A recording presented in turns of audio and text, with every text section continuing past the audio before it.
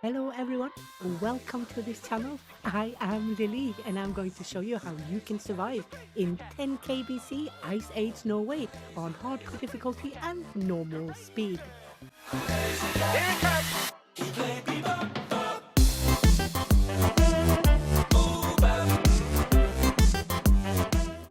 Let's get straight to it. We would like to go as far up in Norway as we can.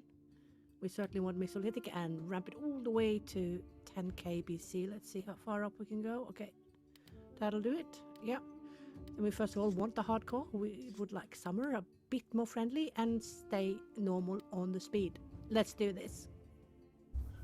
Oh, that's rather Norwegian.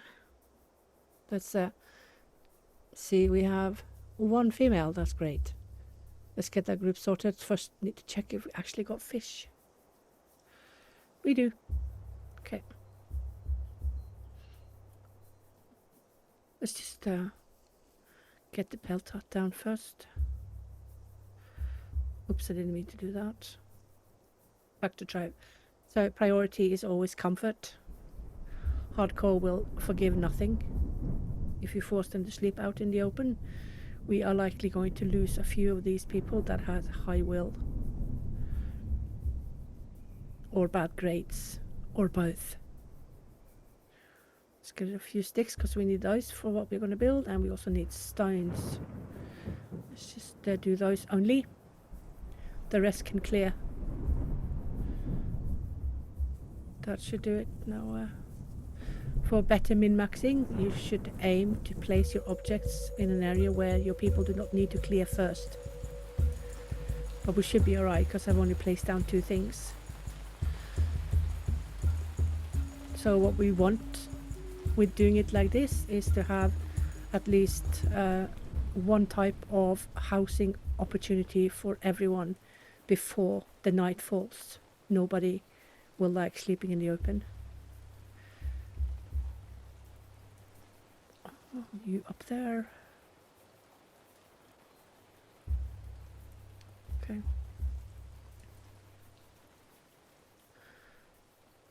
Also placed labor age on max, and of course work hours on as high as I was allowed to, but I will not let them wake up with this. Oops, wrong one. Let's get some logs.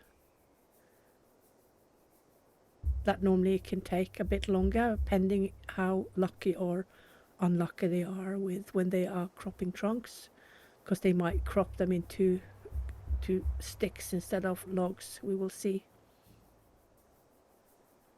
Do these because we want them for improved fishing and certainly for the hunting. They can fish without tools, but they can't hunt without tools. And we're creating 3 extra fine sticks for the offerings that we want to place down. Keep an eye on the grades on your people, because if they are poorly in the grades, if they have red grades, they tend to not work as well. Depends what they are, of course.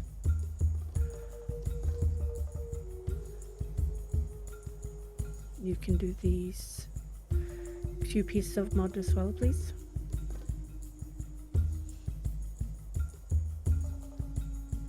So 1 fireplace takes 12. And when this one is done, the big fireplace is done, I'm going to delete the small fireplace, and then we don't need to worry about the sticks for maintenance, because you are going to use sticks very regularly. And instead we're going to free that person up for something else, and we're instead going to use the big fireplace for 1 log over 3-4 sleeps, instead of having to spend several sticks per day on the small fireplace. So I don't really expect to get a lot of leather here. I actually don't expect to get any leather here, but this is a start. So what we're going to do is we're going to fish up and almost say clam up. We're going to take all the clams we can get. Clams are seasonal, and we will go out in season soon, and then they will come back around winter-ish. But we probably cannot afford to stay this long. So normal speed is 2 days per month, so 2 sleeps is 1 month. Let's not have them waking up with that work hour, because it's going to be bad. Never good. Let's get down some more comfort for them. Offering stick and pray, and get some appeasement from the unrest. So the unrest you also get from working too much. Also takes your physicality, and the praying takes away the psychological effect of high work hours, but it does not take away the physical effects. So their fitness will still pay for it, although their psychology is okay, if we can put it like that. So the best option we have at the moment is actually the Peltat, meaning it has a plus 30 appeasement. Look, even the small poor man's shack has a plus 2 appeasement, because we have nothing else. You can see nothing else. So and these levels will change depending on what comes next in the timeline, and the more and better houses we can see grayed out, the more the others that we can build now are diminishing in values. I have only one female. You can see the information, overall information of your tribes. You can keep a really good eye on absolutely everything. It is percentage based, so if you hover over, you will see percentage based on the housing as well, which is not that useful unless you have these percentage calculations in your head. Then sure. I do not. I count them by the fireplace. That's how I do it. But the color and the house at all tells me that people are lacking houses. Here you have a first set of migrants. Look at that one. The fireplace is only minus 20, while the other one, the little one, is minus 45 or plus 45 unrest. So obviously go for the big one. It's actually cheaper to run as well, I almost said. It's cheaper to keep up with only 1 log per 3 to 4 nights. Yeah, 2 perhaps, 2 or 3 on hardcore perhaps. Let me see, let's get hunters. Yeah, can do 2 of you as well.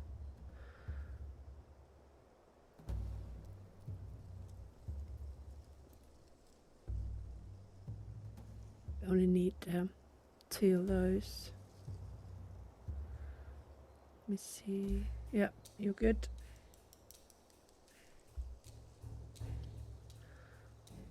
You're good.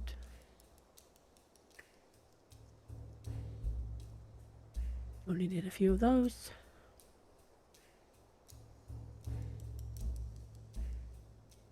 Okay, let's get going.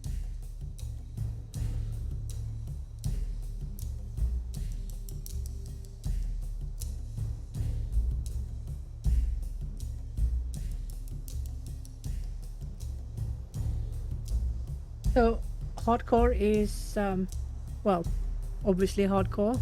It is for those who have quite big experience, high experience with the game, and have at least the medium high insight into the game.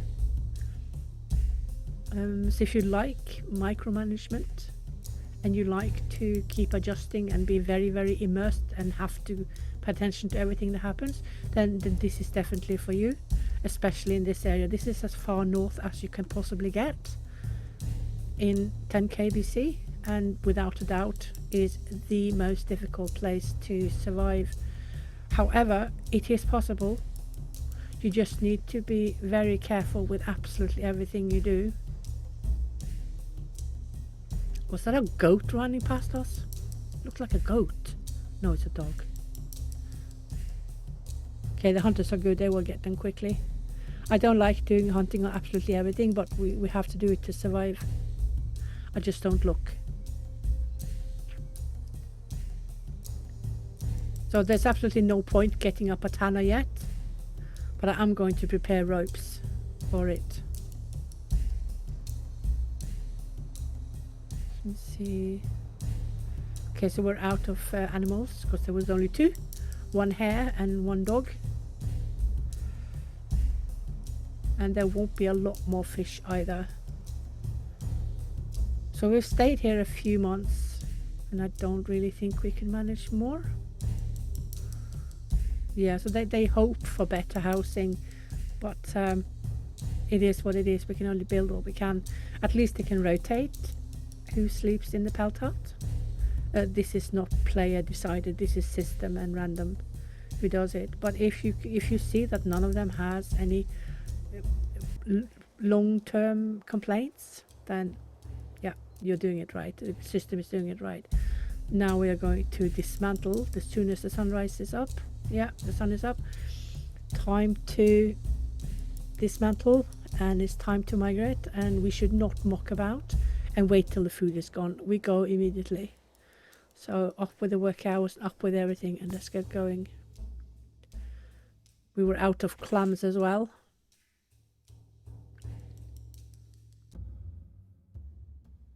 So one of the things that some players seem to struggle a little bit with is to basically know when is the food out. When you see that the usual amount that normally come in all the time or very regularly is more and more diminished, even though you have no increased population, it kind of means that your people have to go further and further away, meaning they will come home with less and less in the work hours you've set. And when you are in hardcore, especially in northern Norway, then there is an extremely limited amount of food. So when people start to walk to Timbuktu to get food, it's time to migrate. And always migrate with food. Always with food. Don't go without any food. That is not all right. It happens every now and then for me as well. Mostly because I don't bloody well pay attention. Which is never a good thing on hardcore. 10 kbc northern Norway. It's not going to be well. It's not northern Norway. It's more southeast Norway, because that's as north as we can get. Closer to Oslo, actually. So yeah, this is as north as we can get. So it is what it is. I'm going to keep it high until I've built stuff. You see them clearing. Oh, did I build the other fireplace on sticks? Oh my god, I did, didn't I? Yeah, I can't see it on the snow. I couldn't see there was sticks. Okay, so there's enough stones. Yeah, that's fine. Oh, let's we have one fireplace, one pelt hut. That means we can, in theory, turn it down. Let's do that. And you go back to getting these again. And you go to these.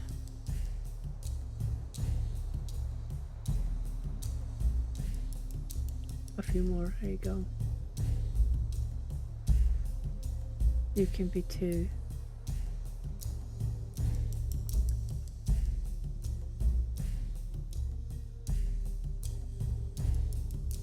Okay, let's just leave them to work. Let me see, do we have roots? No. Have we berries? Oh gosh, I thought we had berries. That would be awesome. It's perhaps a bit too early. Around 9k-ish BC, I expect to get at least roots, perhaps a little bit before, especially now that we are migrating more and more south. Okay, let's get the extra comfort for your people up. We won't stay long enough for the offering to need to be replaced.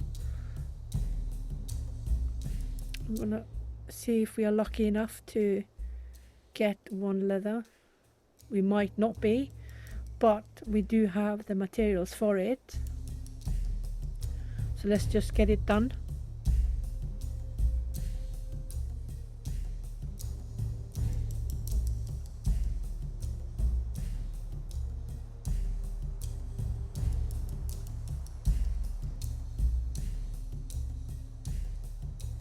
People are getting more and more tired of sleeping by the fireplace. As time goes by, their patience with sleeping by the fireplace is diminishing. So after a few years, if you still have to migrate and don't have enough housing, you might actually lose some people. I could actually lose people now because they get so annoyed when they have to sleep by the fireplace, even though the fireplace is not the worst they could do. They could do worse, like sleeping in the open. It will still be a progressive unrest, especially if they have poor grades. And I don't mean poor grades like being slow or stuff like that. I mean either the fitness or the will reductions. Okay, so yeah, that's the Pteranodon.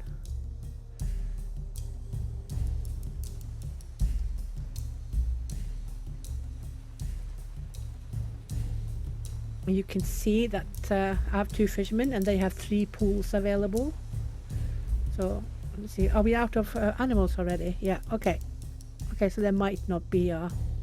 Well, if we're lucky, we can get this half rawhide done and get a leather and a half. Take with us. The next half will then be a full one. Or make a full one.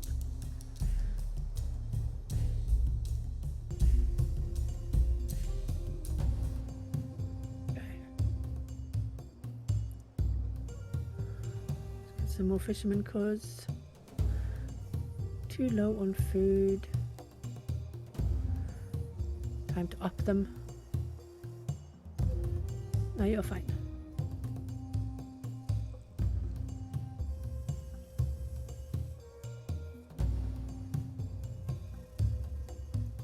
So there's this fairly constant check on your groups. Are they doing what they should? Are they getting what they should?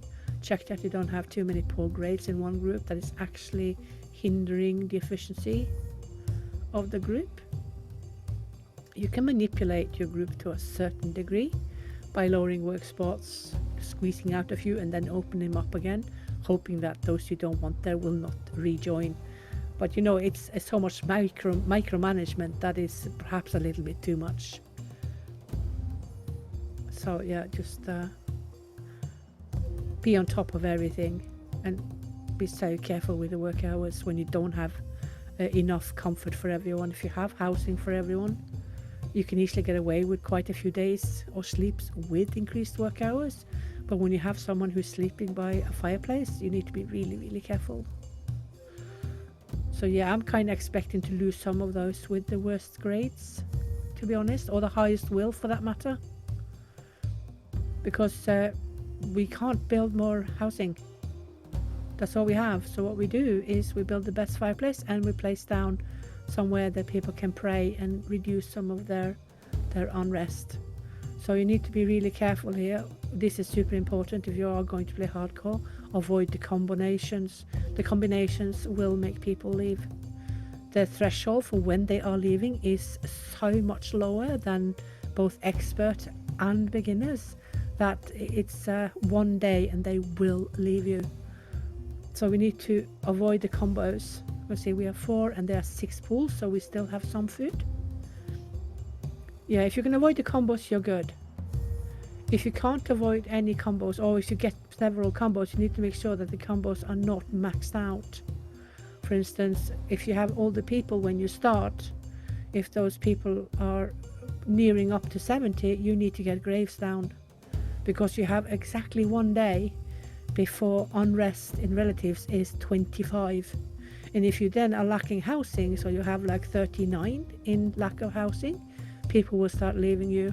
And when one person leaves, the relatives that are left behind in the tribe are so distraught that they might actually follow the one who left. So, like I said, I don't find food to be the worst part of any hardcore setting. It is actually the tribe. Yeah? So the big fireplace will keep the worst unrest from developing. Just always have a fireplace for them. Prioritize fireplace. Always. Doesn't matter if you have 4 fireplaces down, small or whatever, as long as there's a fireplace and nobody sleeps in the open. Sleeping in the open is an insta plus 50 on hardcore. Don't do it. Super duper, or maybe it's a bit progressive now, because I think someone complained that it was too hard, even though I have made videos about how to get up everything in the same day you land. So I guess people are not really watching those. But I do think that, stubborn or not, I think that if you do not know what you are doing, you can't come and complain about hardcore when you do not have all the insight into the game. I mean, if I can do it, everyone can do it. Yeah, I don't find that unreasonable to say at all. If I can do it, everyone else can do it. It's not a Lilly thing, you know. It's just get into the game, find out what does what, experiment, fail, go again, experiment, fail, and then succeed. Basically, that's it. Don't expect everything to fall into your lap. Need to use some you know, inventive ways to figure things out on your own, which a lot of you people do. A lot of you people don't complain, but there are some that tends to say, oh, this is too hard, you need to do this and you need to do that. And then I said, no need, I did it, then you can do it. It's quite easily said, I know, right? But I'm showing you that it can be done. Just yeah, don't be afraid to fail. I think that's the most important part. And don't be so frustrated when you fail. Don't go frustrated, just keep going. So yeah, definitely hardcore was made for people who wish to be extremely challenged, because these are almost impossible circumstances. But they are not impossible, they're only almost impossible. Almost impossible. You're also very, very victimized by your tribe, to put it straightforward, with the unforgiving attitude that your tribe has in hardcore. If you are unlucky with your tribe, you could end up with a tribe that dies on you no matter what you do, no matter your skills, because they have so many poor grades. They just can't do anything for you.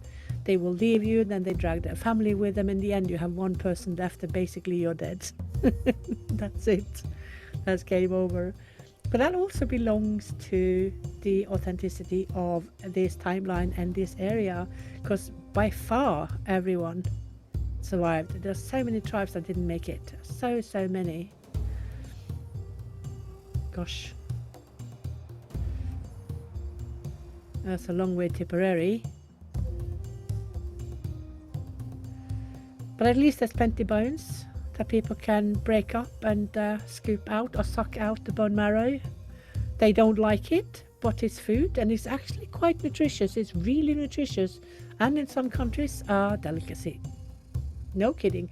Look at the grass, because now we're nearing to south and also nearing 9 kbc, so the tall grass is really starting to come up. So if we get the ability to build the poor man's shack, the small straw hut, then we definitely have enough tall grass to do it. Yeah, we basically are snowing in every day. It's so cold here. Look how cold it is. Seriously. You know, when they add that humans are affected by temperature, we are gonna freeze our tribes to death over and over and over and over again. Now, I have suggested to the devs that there needs to be some kind of emergency housing that our people do, because there is no way, there is zero way, zero logic in that we do not have housing enough for everyone in the Paleolithic time or in the Ice Age now here, because that means that the tribe will die, right? So there needs to be some kind of logic in that we can, in the same day we are landing, create enough housing for everyone. Otherwise we are dead ducks, aren't we? So yeah, that's gonna happen, absolutely. Otherwise I will protest very, very loudly. Yeah, look at him. But the new system with discoveries from the tribe itself, instead of only relying on migrants, is actually exactly how it should be. Players can't spam it. Players can't manipulate it, which is what the devs wanted to go away from when they created this system. The tribe will completely random. You cannot decide it. Even if you reload the game, you can't decide it. I've tried. It has been Lilly proofed. The tribe will either, by working on objects or things, discover how to do things better, and then they will get skill levels up in the max tribe levels, and sometimes that also brings you new objects that you can build because someone discovered a better way to do what they were doing. And then you also have when people are sitting by the fireplace and they are talking about what they've done today. And also sometimes when travelers are in the tribe, you can't see them, but we are going to get them. They share what they've seen out in the world and share, for instance, how they saw some people build this and this and this, or do this and this and this to create this and this and that. And then those people that are listening, especially those who have the highest grade of the skill of the knowledge in the tribe, they will suddenly put two and two together and realize, oh, that means we can make this and this and this if we do this and do that the traveler told us. And then suddenly, poof, you have more levels in the tribe, plus you can also get new objects. So this is 100% authentic without players cheating. Right, so we just had to migrate, cannot wait. Food started to get really low. So, okay, let's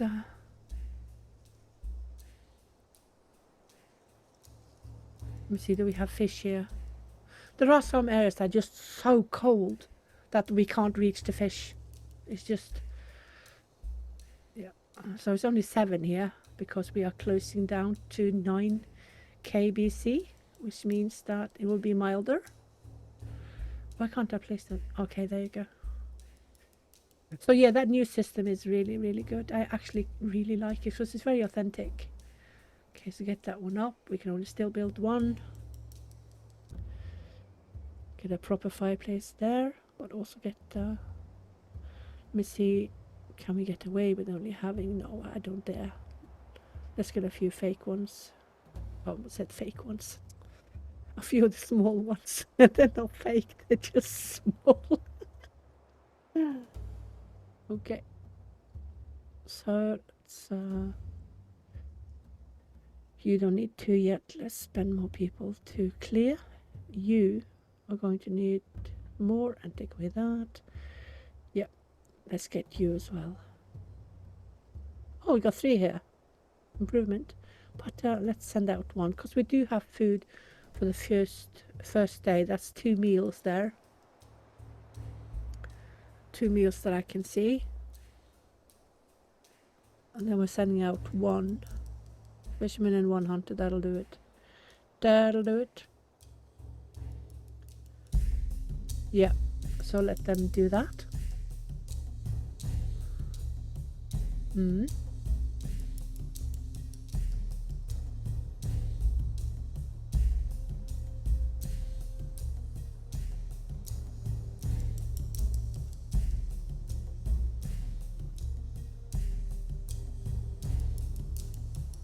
And of course, as the time goes by, the fireplaces get less and less popular because they want better and better housing.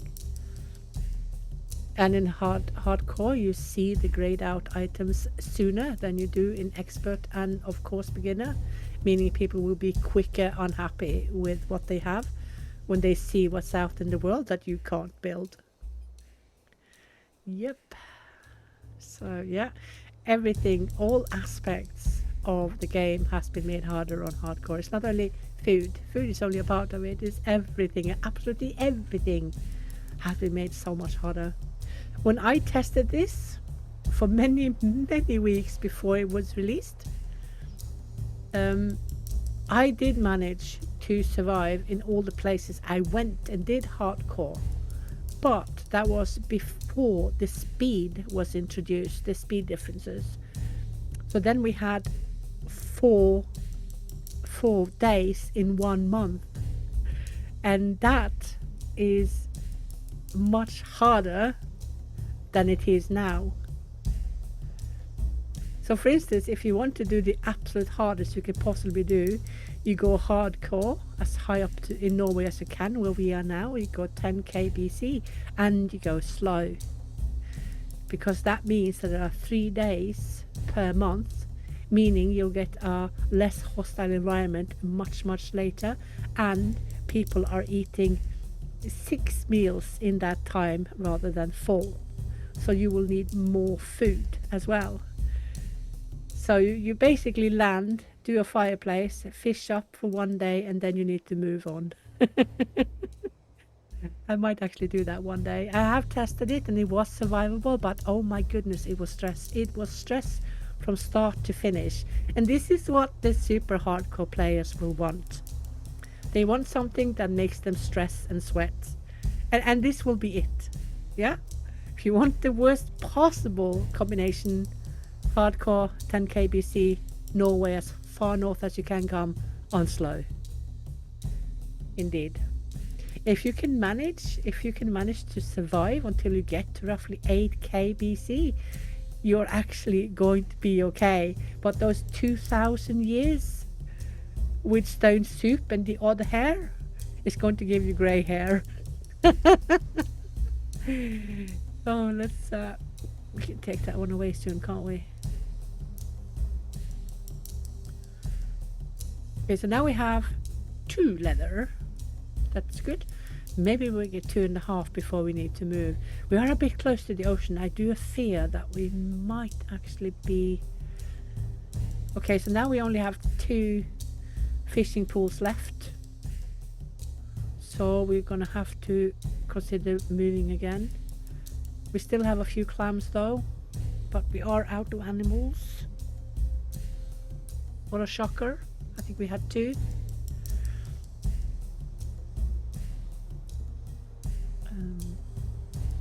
See if we managed to get that one done. I don't think so. I'm not sure I'm going to risk it.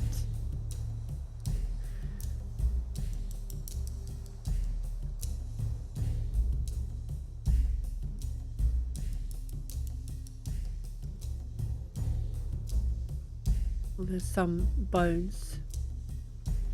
You can see there's only 2 left. Which is why the fishermen are not filling the last 2 spots, because there's just not enough pools for them.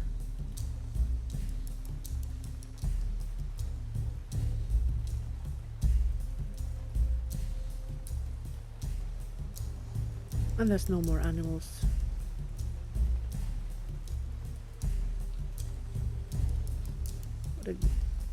What have you got? Is that it?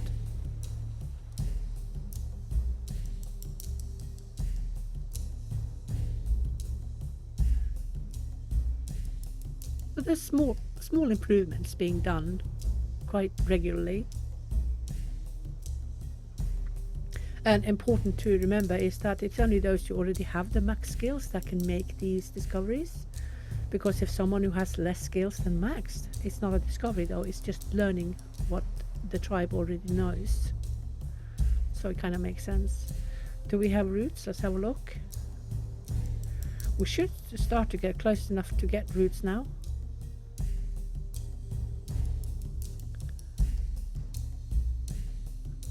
There's probably going to be a root and not several roots. It's going to be a root. Let me see.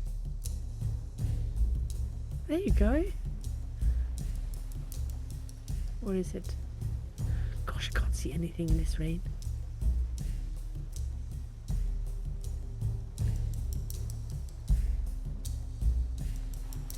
Yeah, it's an alum root. Oh, so look at them. There are 2 there. Yeah, go, go, go. You know, when you normally crop an allium root, you get 1. Here you get 1/4 of 1. I mean, it's so reduced. Even though there's 4 people cropping allium, they might come home with 2 altogether. Might. Between them.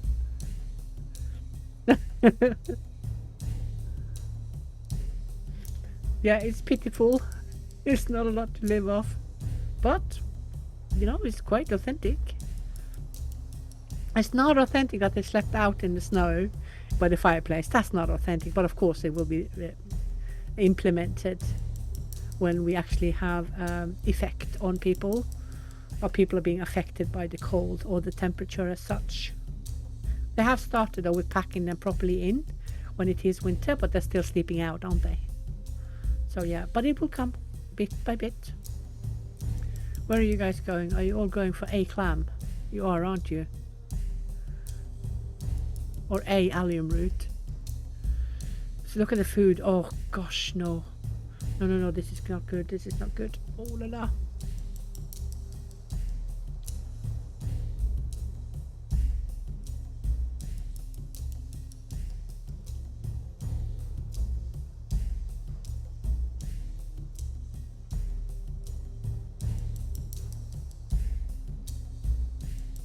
Need to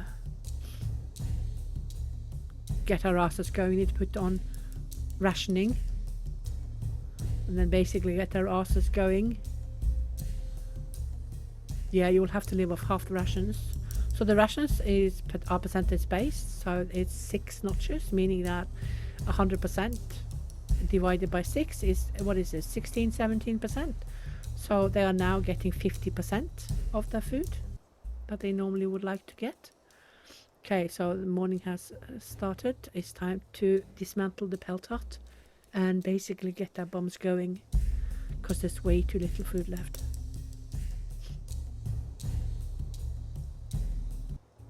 Yeah. Time to migrate. Go a little bit further down. Not too far, because we need as much as the day as possible to build. Because if you go half the day, then you will land midday, and then half the day is gone that you actually do need to build stuff. So keep that in mind. Migrate very, very, very short distances every time you do migrate. Oh, I hope there's roots here, and perhaps, if we're lucky, the odd berry, blackberry. So during the Paleolithic, I hope we are going to get caribous along with cloudberries up here in the Arctic area, because that's where they are, basically. Okay, let's get down the usual stuff.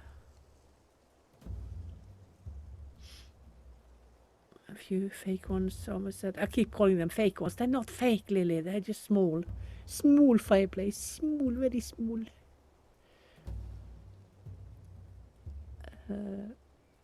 Nope. What a pity. What a pity. Let's see. You can wait, definitely. You can stay, because I don't want to take away, because we definitely need the food. So I just cross my fingers that we get up at least 2 other fireplaces, so people don't have to sleep in the open, but food is basically gone.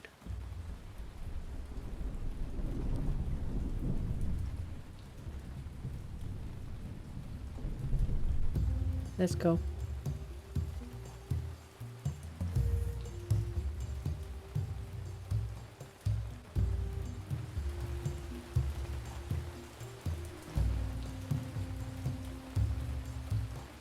No time to waste. Go, go, go, go, go.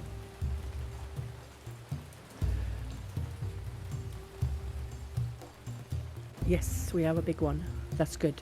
And a pelt hut. Okay, we're good. We're good. Let's see if we can get up more.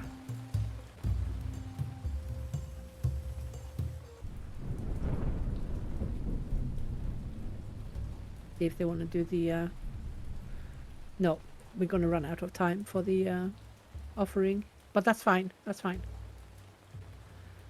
No big deal. We have a pelt hut and we have two other fireplaces, so nobody has to sleep in the open. That is the most important part. Remember that always, always, always in hardcore. If people have to sleep in the open, they won't stay long with you. They will be gone. And they also have the big fireplace, so that means we can, in theory, get rid of the smaller ones. But I'm just going to leave that one that functions, just in case someone is going to sleep by it. It's rather that than them sleeping in the open. So that guy's had to sleep in the open. I don't know why he had to sleep in the open though, because there was space by the small fireplace, so that was a little bit weird. I think that might be a small bug going on there.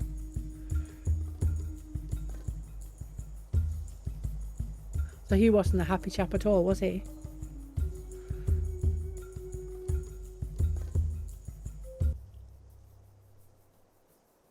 Oh, dude! We just landed! Oh, okay. Okay. We can't fiddle about. Get fish. Need to fish, fish, fish, fish, and then get going.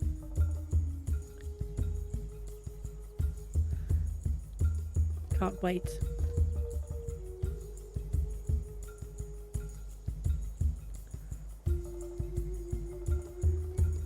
Everyone needs to go fish and hunt.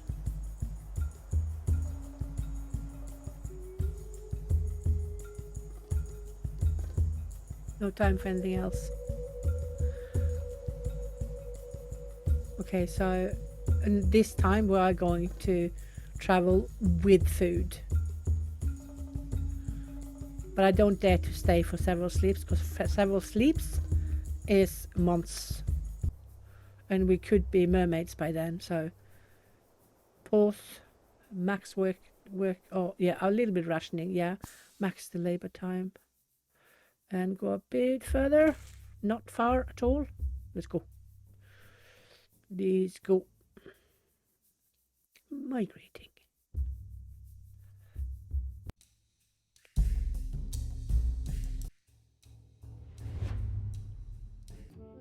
Okay. Oh, I hope we don't get to be flooded here.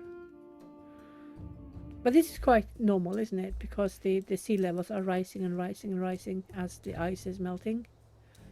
So we don't really have a lot of choice. Okay, so we do have food. We have fish and we have meat and we have a bone. We have a bone. Okay. Let's just get these down. Let's see if we can find a bare area so they don't have to clear too much, because now we are in year 1 and people are getting more and more impatient with the lack of proper sleeping arrangements. Can we get one there? Yeah, let's see. Is there more here? Just get it down. But the peltot needs to come up, and at least one fireplace. Okay, you, yeah, and we need these stones. And those only. Fishermen, you can go down a bit. Not too much, because we need to get some food in, these people. Okay, so let's see if we can get these 3 things up. We need to get at least the 2 fireplaces up. At least. Priority, uber priority. So that one can wait until there are at least, there's at least 1 log in the camp. Just take it away. Okay, let's go. Be efficient. Oh, we have a deer. It's the first deer we've encountered. Must be because we are so below 9k. Otherwise it would be a bit too cold for them up here. Yeah. We are going further south, which is more likely to meet these more southern animals during Ice Age.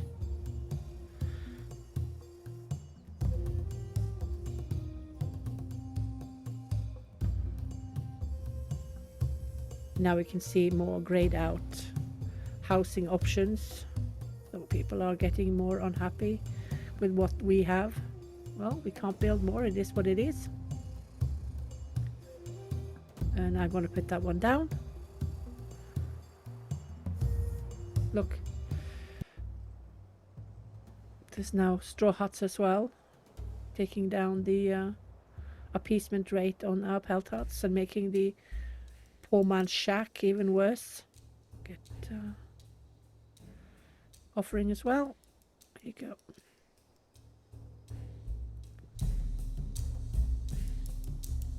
So the thing with hardcore is that on beginners and to a certain degree expert, you can get away with, yeah, get down fireplaces and that's it. But in hardcore you get a combination if you don't have more than one type of comfort. So if you have a housing, fireplace and an offering, then you can avoid too high numbers in any of the combos they will have, because they will have combos from lack of housing for sure. So we need to avoid more combos at all cost. If you have too little food and they go hungry as well, then you're automatically in 2 combos, which can make them leave, which is why offering is alpha and omega. When you have housing that you can build down as much as you can, which is, you know, 1 pelt out for us, supplement whatever you're lacking with fireplaces, and then get down offering to appease those who have to sleep by the fireplace. So combos is death very often. Okay, so Yeah, we can see the dryers, but we can't make them. So we can't... there's no point making dryers either, because people are basically eating from hand to mouth here, aren't they?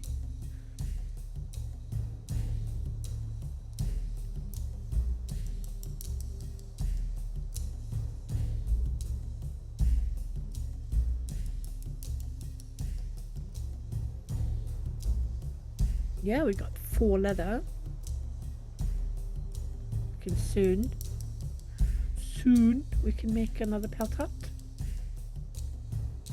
So what I'm going to do is I'm going to play this tribe until the first Neolithic percentage arrives to the tribe, and by that time we will of course have better huts, and we will be quite a bit further south than we are now, because we're going to have to migrate at least 3 to 4 more times at least. But it's also very dependent on the seed.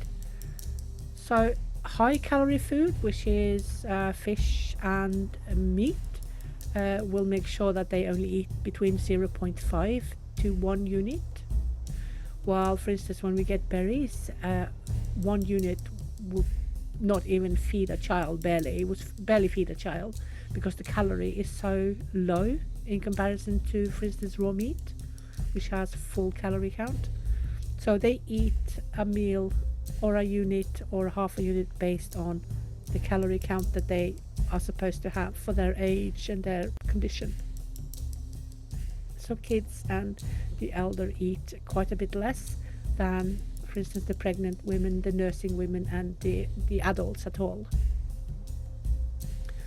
There are times where for instance, if you only have berries, you can see one person will eat 4 units on their own, but you will never see anyone eat 4 units of raw meat on their own. That will never happen, because the calories are so different between them.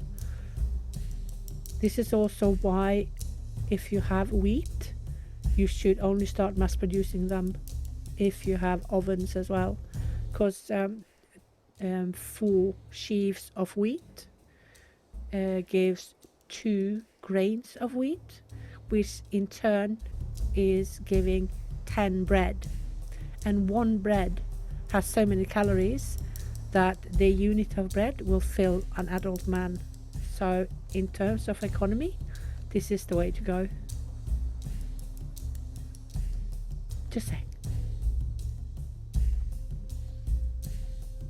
Need just to get graves up, because we have elder people, we don't want them to die. And the thing is, if you don't have graves in hardcore, you have exactly 1 day before the family is in uproar, and they will leave. They will leave. It's plus 25 instant the day after. It starts small, and by the end of the day it will be at least 10 plus 10 unrest, and if it's still nothing happening the day after, they are poof 25. So get down the graves. You could be lucky and that the one who died has no family, but that's not that often. It's not. It's more rare. So yeah, okay, let's build another one. This is our second pelt hut. That only took a millennia to manage. Okay, so now we have 2. Yeah, so this is good. Let me see, we need to put you up a bit. Let me see.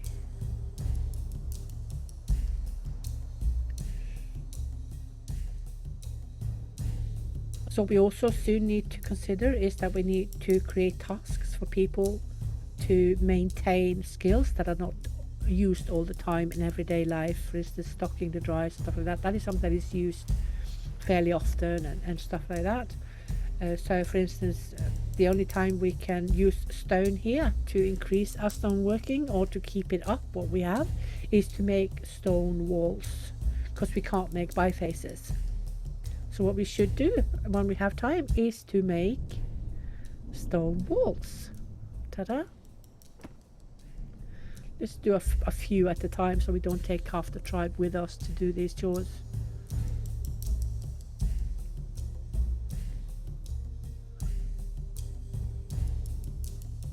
This is something you as a player need to keep an eye on a bit yourself, that even though you have these discoveries that will increase your skills, and migrants will always come with skills to you, you need to create tasks for the younger generation to learn what the elder generation is doing. Because if the younger ones do not partake in the activity, they cannot learn the skill. They didn't have internet where they just looked on internet to see how to do things. They needed to do it themselves. Yeah, makes sense. See, yeah, we're gonna keep it like that. So 91, yeah. Those who are unhappy will be those who have to sleep by the fireplace still, because we only have 2 peltons, but at least they are increasing. So now it has that one is never good. Okay, let's see what we get. Yeah, she has a bad grade though. It's not too bad, and she's very big, so it basically means that her fitness is not as bad as it may. Oh, she was good. I'll take her anyway. There you go. Yeah, well, now look, we can make dryers. Not sure we should though, but is it? Let me see. It's optimistic to make dryers. Very optimistic. I have to admit. Let's get some more fish. Let's do this. I need to pay attention so the food doesn't go that low again, because it was really low and we might get it lost. This you just can't look away too long. The first few thousand years is really a lot of paying attention. Oh, they're going for the deer, both of them. Sure.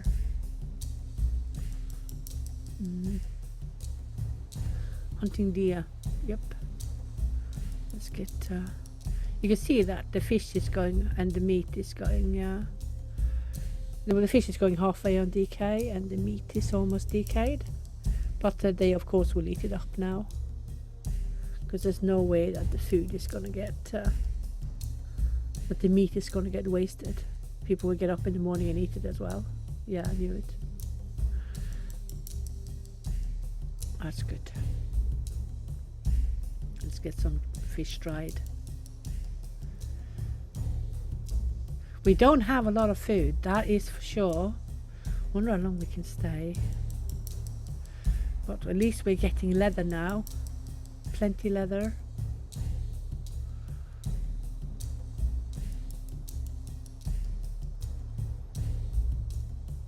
Okay, so that was the last animal we could get. So when that is done, we might have to get going. So that means that we prematurely built all those graves. Let's see if we can get some more skills into some of these people to learn a bit stoneworking.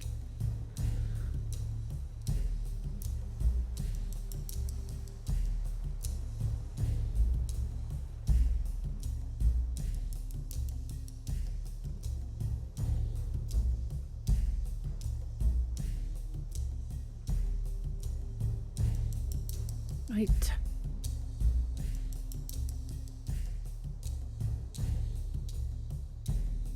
Let's have them collect some of these food types as well. What? We have honey? No, I'm gonna wait till workday starts. No, we don't have nuts, but we do have honey. Do we have rose hips? We shouldn't, it's a bit too early. Hang in there, we'll see when the workday starts. No, we don't. But we're not too far off. We are close enough to the time where we should perhaps have some. Oh, we have berries. That will be blackberries, because they will thrive up here in the cold. Yeah, you're good. I'll take you. At least so we can balance old versus adult. The devs have increased the amount of young people coming as migrants above old people. That's also one of the things that is a little bit bob with the knowledge, is that when the elder migrants come with an increase in skills, with speed, for instance, we have normal speed, which is 2 sleeps per month. you often find yourself losing that small level of skills that the migrant came with, because he died too fast for any of our younger generations, or any generation before the old migrant dies, to actually catch up. So it's a little bit dodgy when that happens, I have to admit, especially if it brings an object and we start building it and suddenly we lose the ability to build it because the old guy died, or the old dude, or whoever it is, died before we could manage to get our people up in the skill. Oh look, 10 berries, nice. That's 10 units, that's like 20, that's like 4 meals for 4 or 5 people, and that's it, because the calories are so low. So even though you have 50 berries, it will barely feed 5 people, just keep that in mind. So yeah, the knowledge system has gotten quite a few tweaks, so it's increased the time you start learning a new skill, and when you have learned it, the time to up it is also faster. So everything is faster to accommodate that there are a few hiccups that followed the increased speed in the game. So it will probably get a few more tweaks, because I still see that sometimes, even though I am building the object we got, and I have been building it for several months, and the old guy die, then I lose the ability to build it, and that's really annoying, I have to admit. So there's still a few tweaks incoming. I also see other players are struggling a bit with this, that they lose the skill and the object as they are building it, and it's really annoying, I have to admit. So yeah, that there will be some more tweaks to remedy this. And one of the tweaks that has been done is that there are very few elder migrants coming. So it's the younger generations that comes with the upgrades from migrants. We still, however, have in your tribe that it is those who has lived the longest who has the highest grades of skills, and hence they get the discoveries most of the time. And if they are, say they are 58 and they share some secret, then it is within a year that person might actually die from old age. And if you haven't spammed a bit the object she gave you, you will lose the skill level, and thus, ta-da, the object. Okay, she doesn't have something to learn us, to teach us, and she's weak. That's not too bad. That's not too bad at all. And she's female, and she will help us get above the number for elders as well, because we need to also look at the tribe balance before we accept absolutely everything that can walk and crawl of migrants. We need to see how many females do we have, what kind of population do we want, what kind of agenda do we have for the tribe, and also see how many elder do we have compared to kids and adults. And then you need to balance it up against each other, because there are certainly enough migrants to keep up the population, to have a small growth per year. But you also need to make sure that you can actually feed those, otherwise you are killing your tribe. So there's a lot of factors that plays a part in how successful you will be in your tribe, especially in hardcore where everything is so unforgiving. Let's see how much food do we have. We have berries, that's 4 or 5 people food, 6 perhaps with the kids, a few roots. Yeah, we have bones, but they hate bones, and we do have dried fish. Okay, so we are not too bad off, but I need to pay attention to this. So my fishermen are doing really well with regards to skilling up. The hunters are a little bit less, because I think with just the wooden spear they have to run much more than they are doing the actual hunting. So it takes a bit longer for them to learn. And as long as the fishing pools are fairly close to each other and they are full, then my fishermen will learn faster. But of course, when the fishing pools get fewer and further between each other, then a lot of the work hours during the daytime will be lost in logistics rather than leveling up their fishing, because the leveling of fishing will only occur while they are actually fishing, not while they are walking to the fishing pools. So yeah, okay, you can go and a bit there. That'll do it. Okay, give them some more work to keep the stoneworking skills alive. Yeah. Looking good. Let's see if we can get that one. Is almost done. That one is almost done.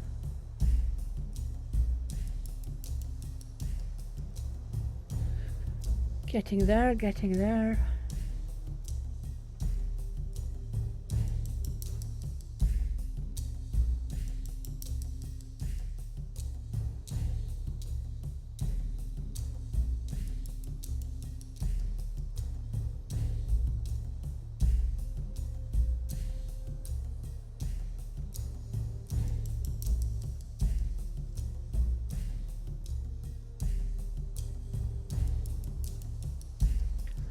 Okay, so people are unhappy now. Say there's basically no food. I need to get my fishermen up again. Get more pause because there was so much. I just hope I wasn't too late. I might have been too late. Okay, they found a deer.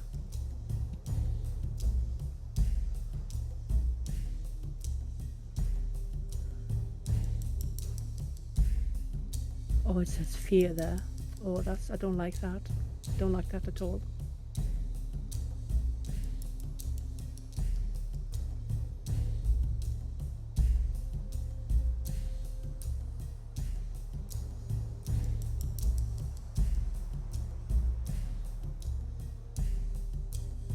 See how they're doing. Yeah, I just will put that one on pause, can't I? Because there's no way we have time to wait for the fish to dry before we eat it. And just eat it as it is. Okay, there's some red meat. Good, good, good. Yeah, so I'm now building combinations in my people. You can see their angry faces because it's not only that they have to sleep by the fireplace, but it's also that they are hungry. So, okay, let's try to avoid more combinations or higher combinations in more people by getting up another pelt hut. So was that deer the last prey we have in this area? And how much fish do we have? Yeah, a full still. I'm gonna wait with completing this one until we have the pelt hut up, because the pelt hut will need the stones that is coming in.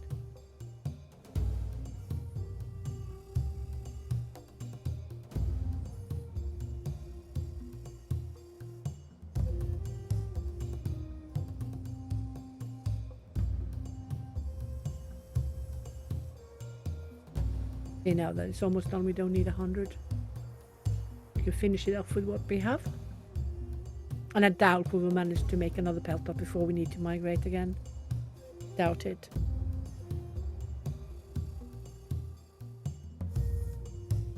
Get rid of the small fireplace now that we have 3 pelt huts.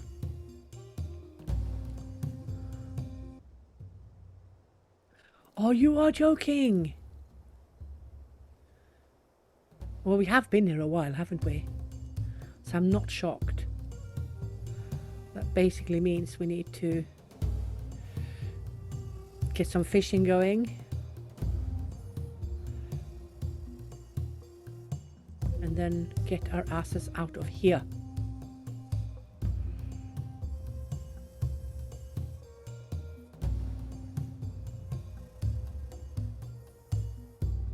This will start preparing them.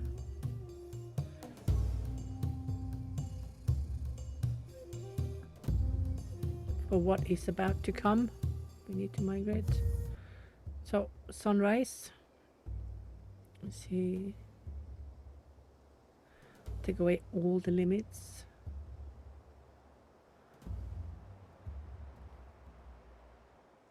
Yeah, you gotta wake up now. Time to go.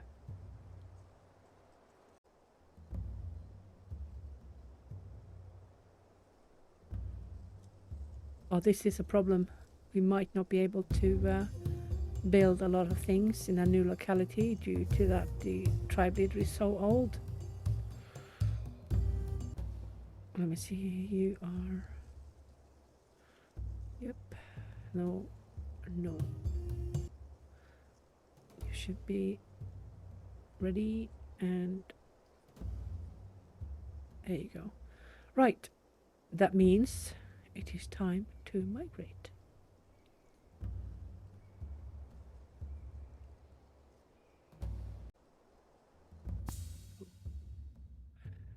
Looks like a nice little place, doesn't it? A little fjord.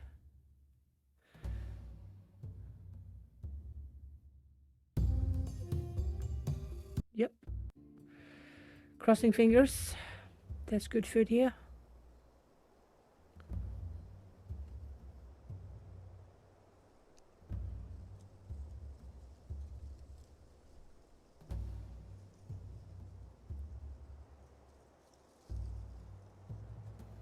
You don't want to go too far, but also don't want to be too far away from the ocean.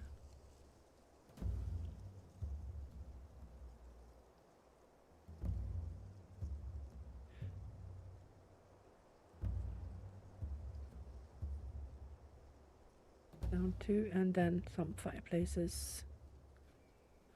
Let's do it. The small ones and then the bigger one. But these first, of course.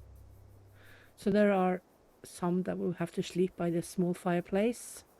I just hope that the rotation is so that it is the strongest ones without any bad grades that will sleep by the small fireplaces. Let's get up stuff here. You go get tons of stones, please, because we need it for the peltats and the big fireplace.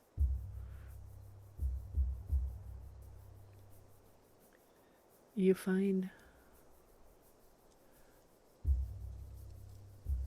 I mean, we got quite a few prey here. Must be because we are so close to rounding down to 7k. Look at us. We've survived like 1700 years already, migrating 5 million times, being swallowed by the sea a million times. Let's go. See how much they can manage to get done with only that work hour increase. That's all we're allowed to do. Okay, so there's one fireplace done.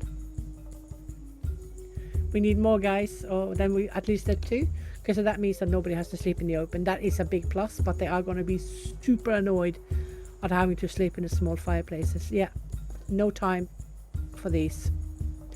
But the important part is the fireplaces, that they have at least anywhere to sleep. So there. And they're starting to threaten to leave immediately. So that's all it takes. That's all it takes. One night sleeping by the small fireplace, and they are really ticked off already. It wouldn't surprise me in the slightest if one of those with bad grades is leaving. Not in the slightest. Let's get some offerings up so they can pray and get rid of some of their frustration.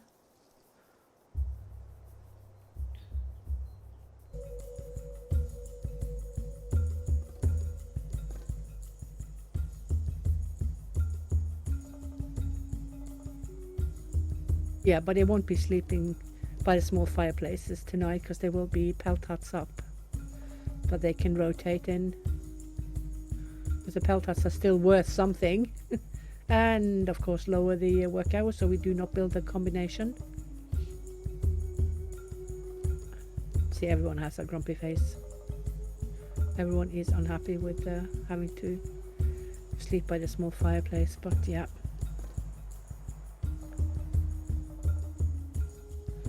You can help out. Well, there are no berries there. Help out with those. Get food.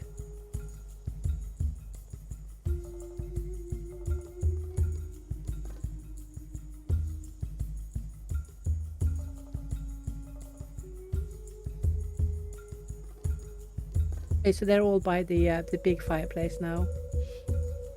Meaning there will be less unrest. If I'm lucky, I might manage to keep everyone. If I'm lucky.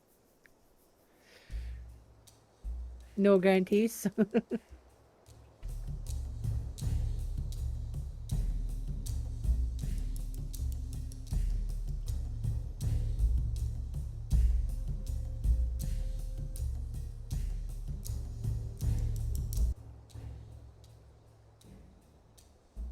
Yeah, let's have a look at those. Or her. Oh, she looks good. I'll take her. Whatever comes that has no really bad graves, I will take them. Because there certainly is work to be done. Needing more people. You see there's a nice flow of migrants coming, and there's a nice regularity in the tribe discoveries. Nothing huge, but then again, it needs to be within the timeline, doesn't it? So it's not like you're going to discover roundhouses in your tribe. 10k BC, that's not going to happen. So those discoveries that brings objects that your tribe can do are those that are grayed out.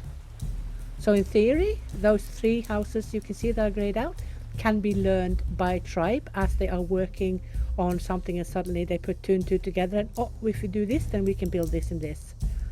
Okay, so how old is here? Time for graves, guys. Don't forget to build graves. That is a combo that will crack your people. Seriously, they will be pissed off. I mean, who wouldn't? We get pissed off today as well, don't we? Seeing your loved ones rot away where they died. Not going to happen, is it? Wasn't really any difference back then. And a common grave was so easy to make. You just dug a hole in the ground.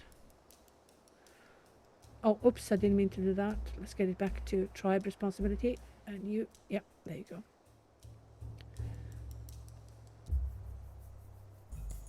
So those of you who enjoy these more hardcore areas and timelines, and definitely difficulties, I think Norway is where you will perhaps enjoy and get your ass whooped the most of all places. But you are also victim to so much randomness that even though you have good insight and you actually do know what you're doing, you could be really unlucky with both where you land, the food where you land, how your tribe is, how your tribe behaves, how your environment behaves. So it's not all down to you as a player. And this is important to remember. A lot of the tribes back in 10k BC, they did not survive, and there were a lot of deaths. Quite common to lose people all the time. So even though you lose one person, fine, it happens. Keep moving. Don't give up and don't start new tribe just because of it. Just learn from the mistake and keep going.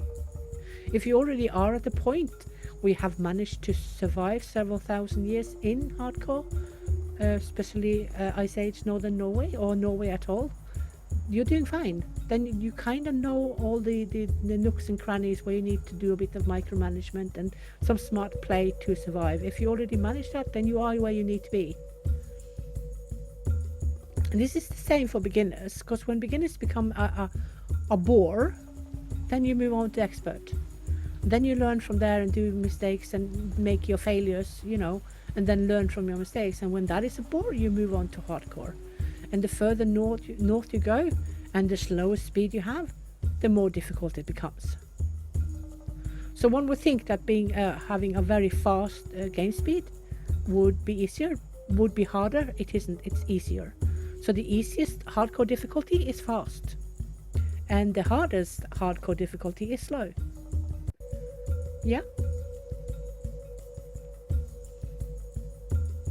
Let's see, what am I lacking? I'm lacking fine sticks, I guess. Yeah. Okay, so we have 3. So yeah, but there's of course still plenty people have to sleep by the fireplace, but at least they have the big one. But you can see people are not happy about it. You can see they have on happy faces, because it's been a few years now where several of them have had to regularly sleep out by the fireplace. And the annoyance from people with the bad grades will be progressive. In the end, they will just leave you unless they actually get some comfort from some housing arrangement, and fireplaces is not it. So yeah, be wary of that. Not everything is down or up to you as a player. Sometimes the environment and the game itself whoops your ass, and that's just the way it is.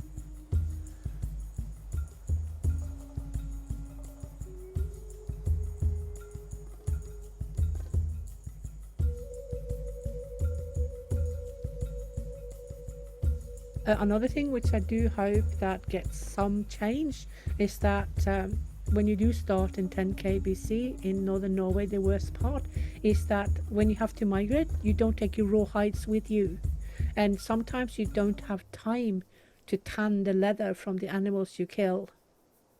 So it's a little bit, a little bit illogical that we can't take the raw hides with us, because there's no way our ancestors wasted anything on anything. Nothing was wasted. Absolutely zero. Zip, zilch, nada was wasted. So I find it illogical that they are leaving the raw hides behind. So I have suggested to the devs that this should be done differently. So we will see what happens as we develop in the game. But for now, we can't take the raw hide with us. I wish we could, but we can't. So that, of course, makes it certainly less logic and less authentic, but it also makes it a lot harder, doesn't it? Because you have to start all over again for the new place you come, and then you get flood warnings, and then you have to leave everything. So it is quite cursed, isn't it? It's quite difficult. Everything is working bad. Everything is out to kill you. Absolutely everything is. Yeah, that's hardcore for you. Everything hates you. It wants you dead. One way or the other. Starvation, lack of housing, people leaving you, flooding, etc., etc. Oops, what's that? Oh, look at that! Tribe discovered stone axes and wooden tridents because someone's been smart. You go, girl. Yeah, she put 2 and 2 together and figured stuff out. That's great. That's fantabulous. Okay, we don't need more than 1 or 2 of those because they cut. Because we don't have a biface, do we? No bifaces, so we take the axe to cut with then. It's better than a kick in the teeth, isn't it?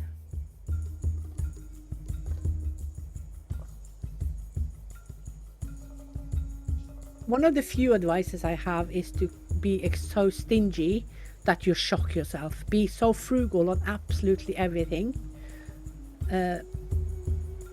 You will succeed a lot better if you do. Don't just blindly harvest everything, because you are wasting resources and you are wasting manpower. You are wasting your workforce. They need to be placed where they're needed. So be frugal. Rather have 3 people than waste any food. Seriously. We're getting a little bit much of the raw food in, aren't we? So I think let me see. Fishermen on pause, absolutely. So they can then live off the red meat only. There's still plenty food, both bones and roots to eat up. And now, oh, my leader is so old that he has put everything on. So you can see with that, it means that all the old ones and the child is no longer working. So all the elder and the kid is loitering in camp, which I also disagree with, by the way. Everyone had a task as soon as they could walk and talk and crawl. If you could breathe, you had a task. That's it. Although there are evidence, basically plenty evidence and research suggesting or confirming that we took very well care of our elder and also our invalid people or people who were injured and became disabled. Even the Neanderthal did that, and of that we have proofs. So yeah, but it doesn't mean that they were useless for the tribe, you know, because our elder, when they don't work anymore, they are useless. They have no task, and this is something that I think really needs to be rectified, and I'm hoping that this is something that the devs will look into after base game, because at the moment we are racing to finish in time. So because the release date is pretty much a month or so from now, a month and a half, 6 weeks or something, 24th of March. So there's a lot of things to be done and a lot of testing to be done. We went over 41 patches the last few weeks, from hotfix 0.4 to hotfix 0.7, we did 41 test runs. Everything tested in those. And that was a lot of work. So we were a little bit bonkly bonk when we were done with all those testings, because there's a lot to test. There's not a lot of free time when doing all this. I wish more of you people would volunteer to do more testing, or to report back what you are seeing that could be done better, what you see that you actually like, and to give suggestions about what can be done with the game now of what is already in the game to make it better.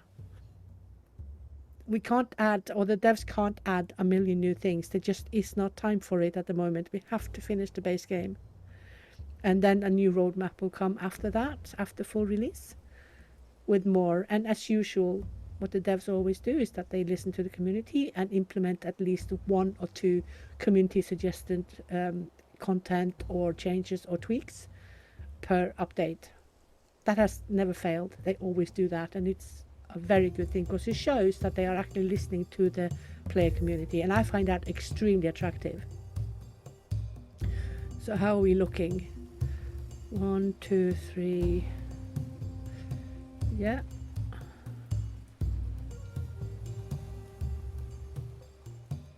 Getting log stores.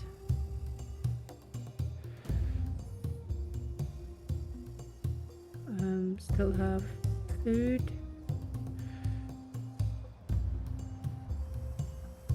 Yeah, now everything is put on default, so I can't do anything with my policies except the communal task, because tribe leader has no interest in that. Let's place down a light. Try to make it a little bit special, you know, a little bit. Well, it's fine sticks. How many fine sticks do we have? Not many, I'll tell you that. Not many.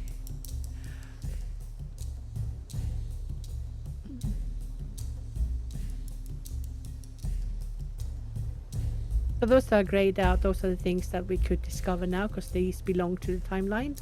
And yeah, in hardcore they show much earlier than they do in expert or beginners, meaning that people will be quicker unhappy with the current housing. So you could see how the peltat was lowered in value by the people. So, and now they are complaining that the peltat is no longer good enough, although it was 1,000 years ago. It was good enough. Oh yeah, well, you know, when I say it like that, 1,000 years ago, it sounds like forever, and for them it is forever.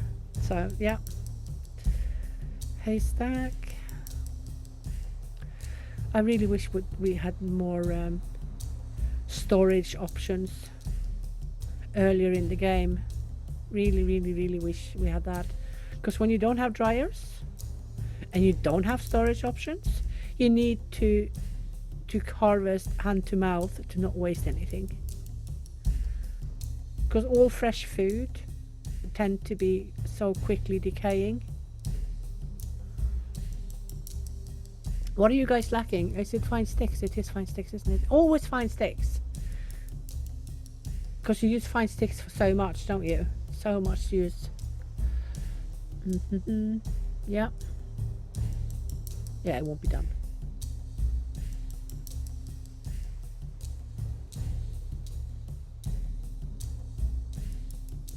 Yeah, sorry you have to sleep out one more night.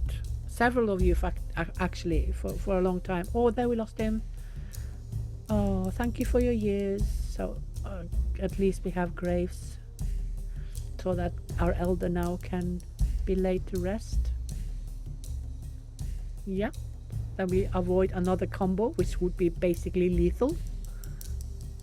There you go.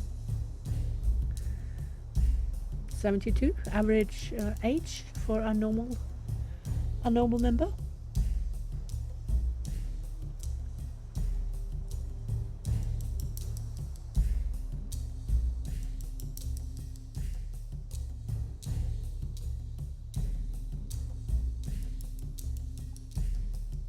Oh yeah, you're doing them all, aren't you? Yeah, you are. Yeah, you are.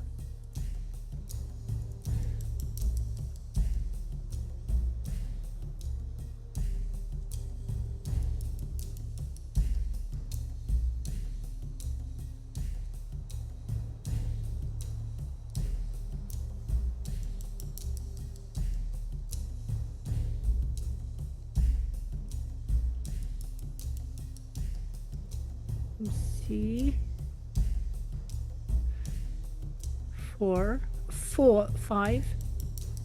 4, 5 sleeping. Yeah. Have to sleep out a bit longer.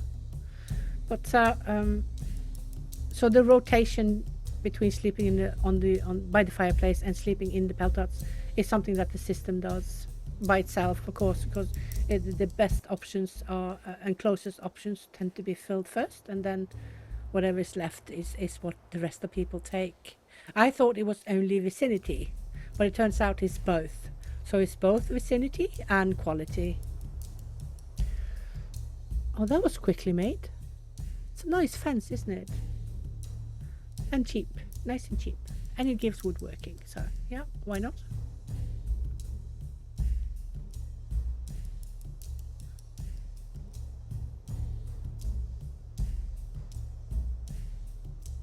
At least the food preferences, when they get the food they want, gives pluses.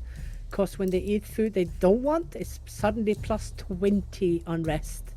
So if you have only bones and roots, you are in trouble if you don't have housing for everyone, especially if they have poor grades. Oh, dude, will they whinge and leave.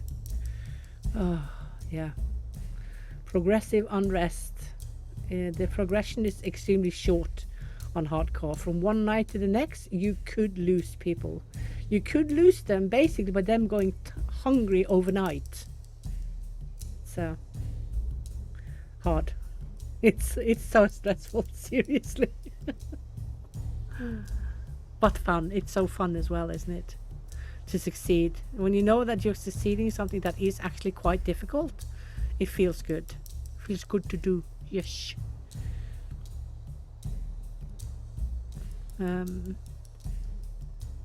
So we have enough logs. Yeah, good. So the big fireplace or the normal fireplace is much more economical to use and much better for your people than to use the small fireplace. Simply because the big fireplace, the normal fireplace, uses one log per. I think it's 2 or 3 sleeps in hardcore. Probably more in expert and beginners. Everything is just so hard in hardcore. Everything is so punishing. So yeah, that is why you should always go for the big fireplace. There are reasons for it that you should know if you are already playing hardcore. So fireplaces are important when you have nothing else.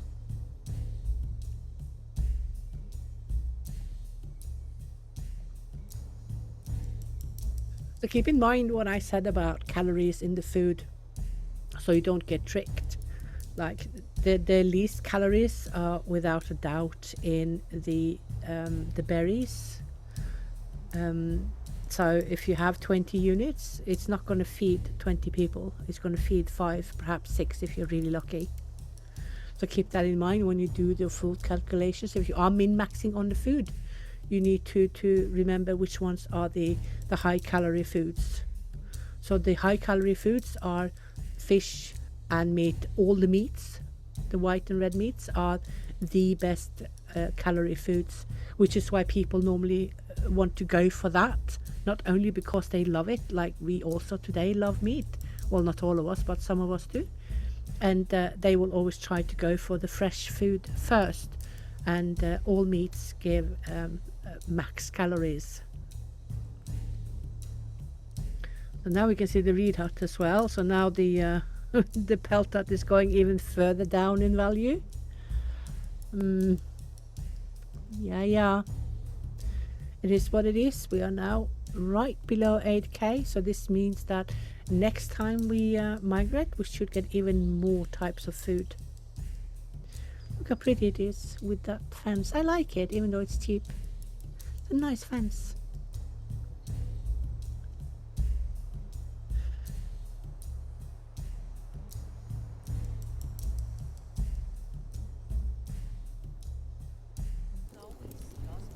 Oh, it's so pretty in the evening, isn't it? With the sun setting.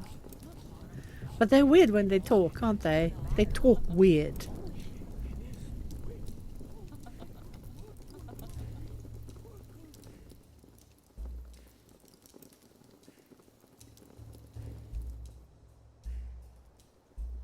let's get down a few dryers. Let's see, I'll put it here. Oh wait, that's too close to the hut, isn't it? Oof. Yeah, need to move it. Move it a little bit. Let's get some smoked raw fish and smoked meat. Doesn't work like that, but we can pretend that it works like that. Putting by the fireplace, that needs to get smoked. Yeah, makes sense. Absolutely.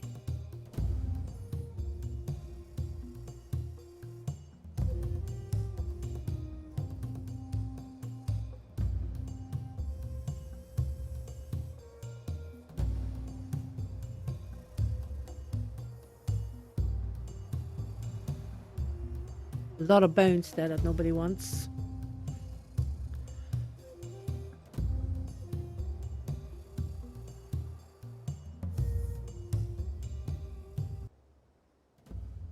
Ooh, let's have a look. Yeah, I'll take you. Sure.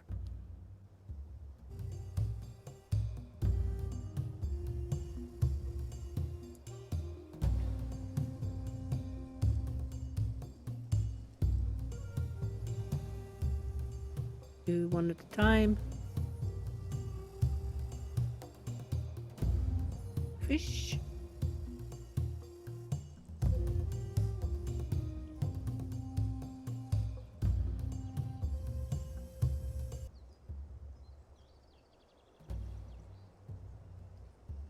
Let's have a look at you guys. Berries. Oh, it's right here. Yeah, you see, it's blackberries.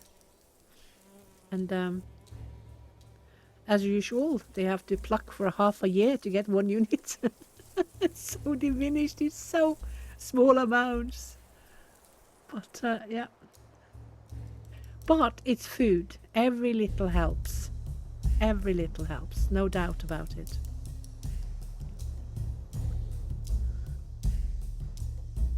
What are you guys lacking? Oh, you don't need to be that many now. So another thing to remember, if you want to min-max everything, try to migrate like a few sleeps before a new season starts, because in the Ice Age you get new animals per new season, new prey coming into your area. So if you migrate a few sleeps before a new season starts, then you first have the animals that was already there, and then you get a new batch of animals within a few sleeps. So small tip.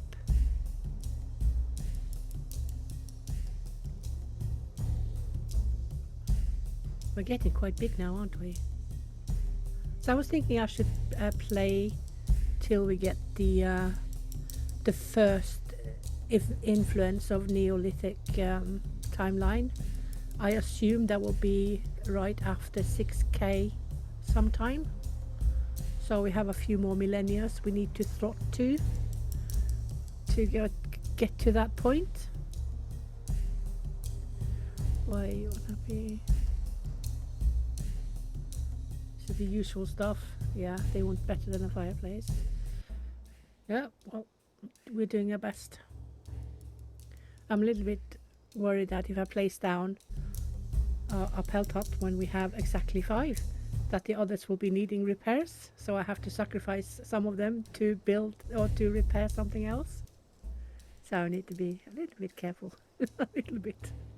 See, if I do it, then the others are going to need repair. But they don't need repair as often as they did. However, the materials needed to repair them will of course be doubled. Make sense? Yeah.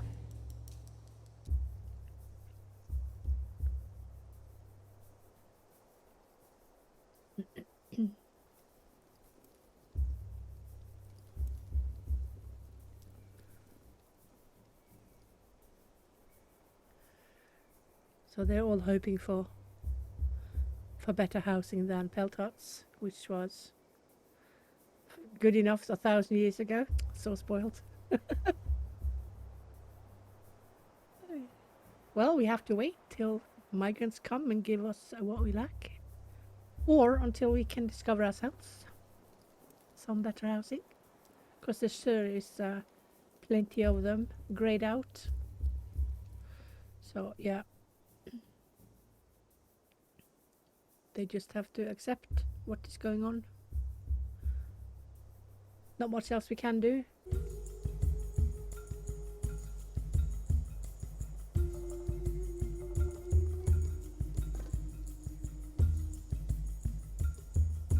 Really? Oh, we have been here a while, haven't we? Okay. Yeah. Well, we know what we need to do. We do have food, so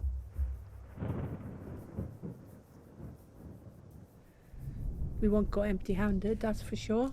Let's just immediately do these huts, because we're going to take everything with us, for sure. Or I've forgotten. 1, 2, 3, 4. Oh, we only have 4, duh. Keep thinking we have more, but we don't.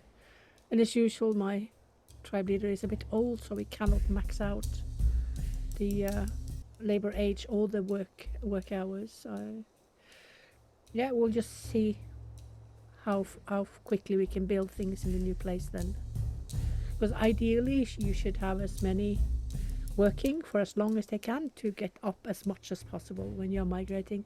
And it is more precarious and important when your tribe is bigger, when they have lived for longer, when you have had a tribe for many years, because they get less patient with waiting as the years go by. And luckily, they get more impatient if they've had a really good housing and then go back to, for instance, sleeping by the fireplace. But we only have the pelt hut, so they won't be super duper unhappy. But I would not be surprised if we're going to lose people as we are migrating more and more as the years go. But I think soon we will be able to be much more sedentary than we've been till now. Because when roughly 6K starts, the worst of the water rising by the sea, by the coast, is not going to be that bad. And then we are, of course, into Neolithic territories. We can be sedentary due to making farms. So yeah, we will see. Let's just get stuff done. Usual ritual. See if we can find some places that are... No, they're so far away. Wanted to find a few places where we didn't have to do so much clearing, but a bit utopian. Let's get down. You, and you. Yep.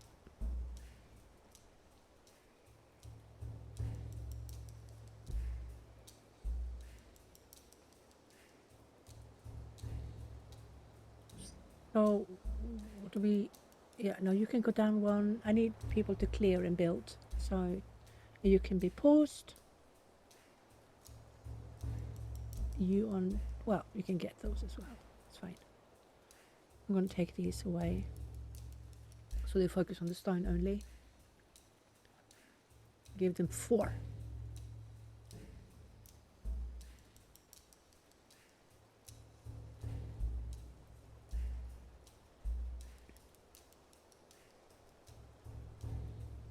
Right. You can do a bit of logs as well. There you go.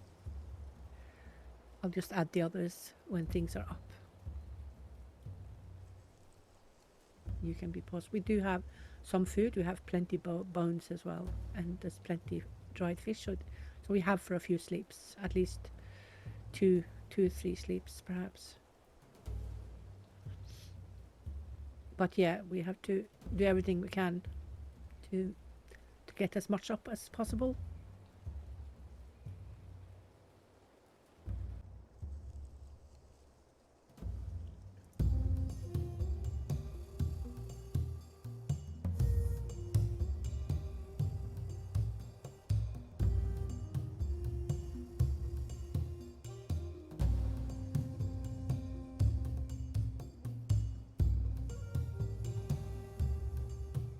Ooh, look at that. Now we can make poor man's shack. They are much worse than the pelt huts though.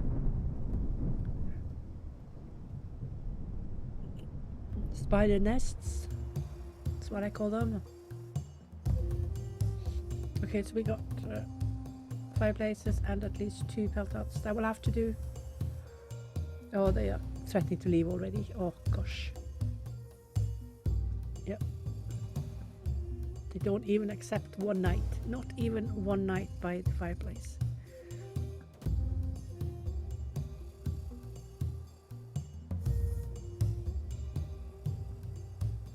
Okay, that's fine.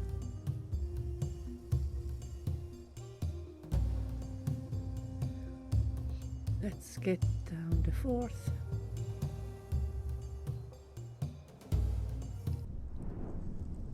So at least 12 can sleep in pelt huts and the rest will just have to make do with the fireplaces.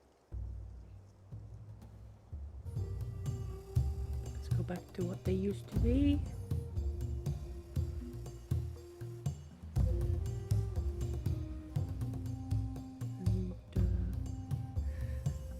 And you. And also you guys. There you go. Ta-da.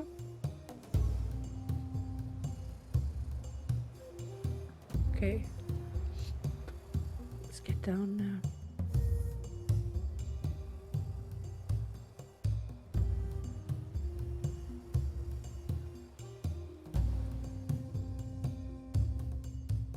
There's so much that needs fine sticks. So much, so much, so much.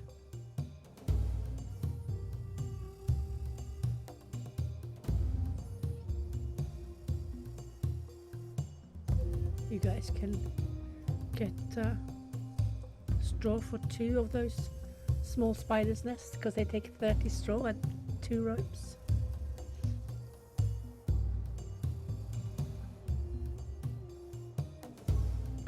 People are not happy about them. You got horrendous grades, but oh gosh, you have horrible grades, but I'll take you. If you leave, you leave. At least we can use the workforce for as long as you want to work, that is.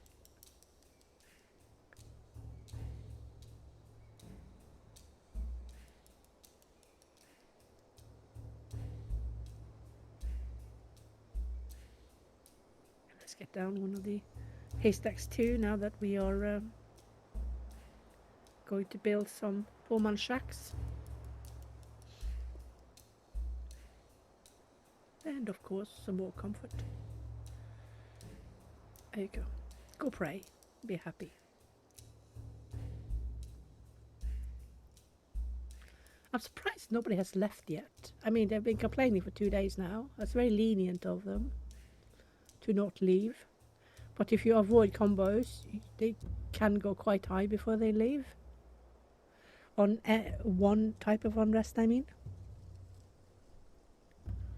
The maximum unrest you can get on any type of unrest is 50. Nobody goes above 50. And some of them are capped at 25. For instance, lack of grave is capped at 25. But if you have 2 relatives that die at the same time, more or less without a grave, then it's doubled. Unless they've taken that away. I actually need to check that. I'm not sure they have. Because it used to be like that when I was testing it a long time ago. It was 25 plus 25 unrest per dead relative that did not have a grave. So if you had 3 elderly in your family dying at once, it was 75 unrest on those alone. It was tough days. Oh.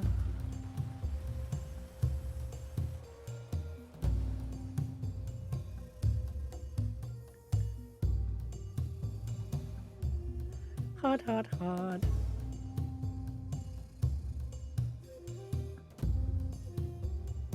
Yeah, people are still thinking about leaving. I'm not surprised. I'm just expecting some of the worst ones to just up and leave soon. Getting rid of the small fireplace as well. The fake one. The fake fireplace.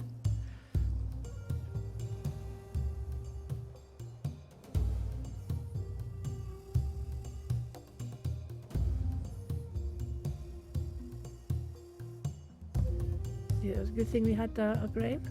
It's a good age on him.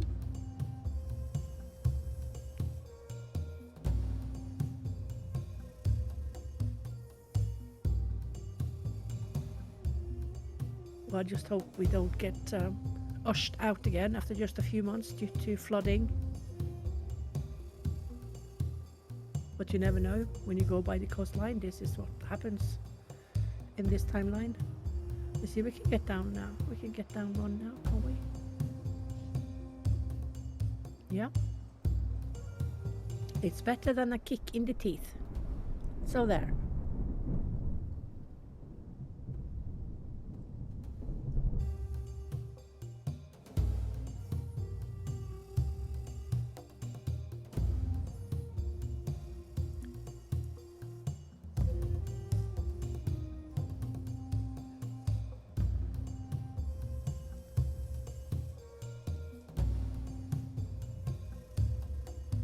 It's impossible to see anything in this weather, but I absolutely love to be in this kind of weather. I mean, being Northern Norwegian is kind of what you're used to. Well, maybe not so much now, because it's so much warmer now. But I remember being snowed in at winter time, into the house, snowed in, couldn't get out. Had to dig our way out, slowly but surely.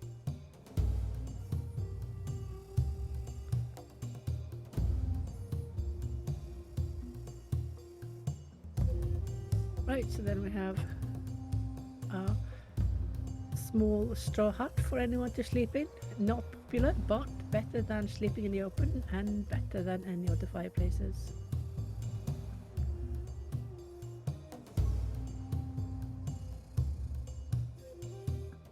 Let's see. Are we going to get enough graves? Probably need to add more as well. They age so fast now, so we always have quite a few old people.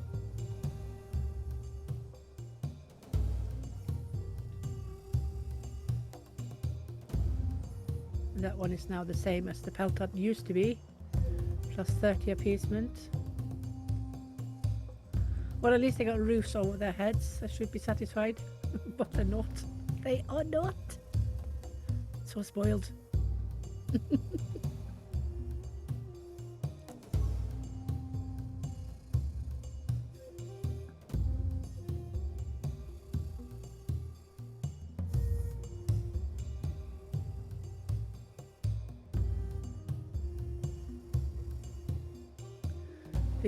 The last few 4, 5 hot fixes, has it been 4 or 5? I can't remember. Has had a lot of tweaks done to basically everything, and everything to accommodate the new speed options and also the new difficulty options. And also it has been tried to make sure that knowledge is a regular, if not always constant, happening knowledge increase. So I think they managed to balance it fairly well. I think it will still need a few more tweaks because the yo-yoing, when it is the elder people who learn new levels, racing the tribe max, and then they die like a year later without us having time to get up what we need to train our younger generations, without spamming, that is. So that will need a little bit of tweaking, I think. So there's still quite a bit left to do. I think as long as, for my sake, as long as it's logic what is happening, I don't really have an issue. Because if you just remember that the game is supposed to be based on realistic, events and how it really was. So of course they can't add a gazillion things that belong to either timeline, because it just is not going to work. So, but the important aspects are there, and we are going to get so that people are affected by the cold and the heat and stuff like that. So that will come. But I think that the knowledge also needs to be fairly much spot on. And although they have gone, in my opinion, in the right direction with doing it the way they are doing it, there's still a few hitches that happens with old people and learning to the younger generation due to the speed. So if you want to make sure that people that you don't have this so much, you could try to play on slow, because then people have more time to learn the new skills. But the thing is, when you first start going fast, it's weird going back. It feels really slow and drawn, like a bit of a bore, a bit of a chore, to be honest. So I absolutely love playing fast. Is that the last deer? Probably is. But there will come new ones. As soon as spring jumps over, we will have new ones. Every season you get new prey into your area in this timeline. Reed hut is, yeah. Yep. So the reed hut and the the big straw hut is always the same value. So if you have option to build both, you should always build a straw hut, because even though they have equal value, the straw hut is much more economical because it has more space, and it's much cheaper to get a ton of straw than it is to get a lot of reed. Oh, it's a bit crooked, isn't it? Ah, yeah, it doesn't matter. Doesn't matter.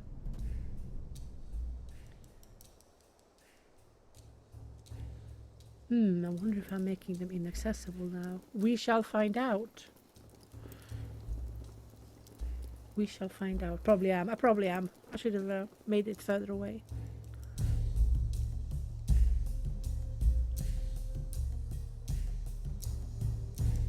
Well, at least they have food that they like, so that is adding to their appeasement, plus for the food. We can chill a bit on the fish and get some dryers, I think, to dry it. Smoke it by the fireplace, yeah?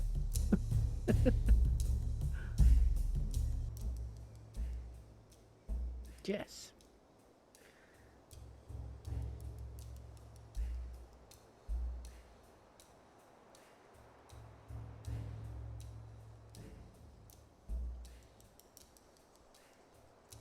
We've got quite a bit of stone, so should be alright. This is so pretty. Look how pretty it is. Very pretty.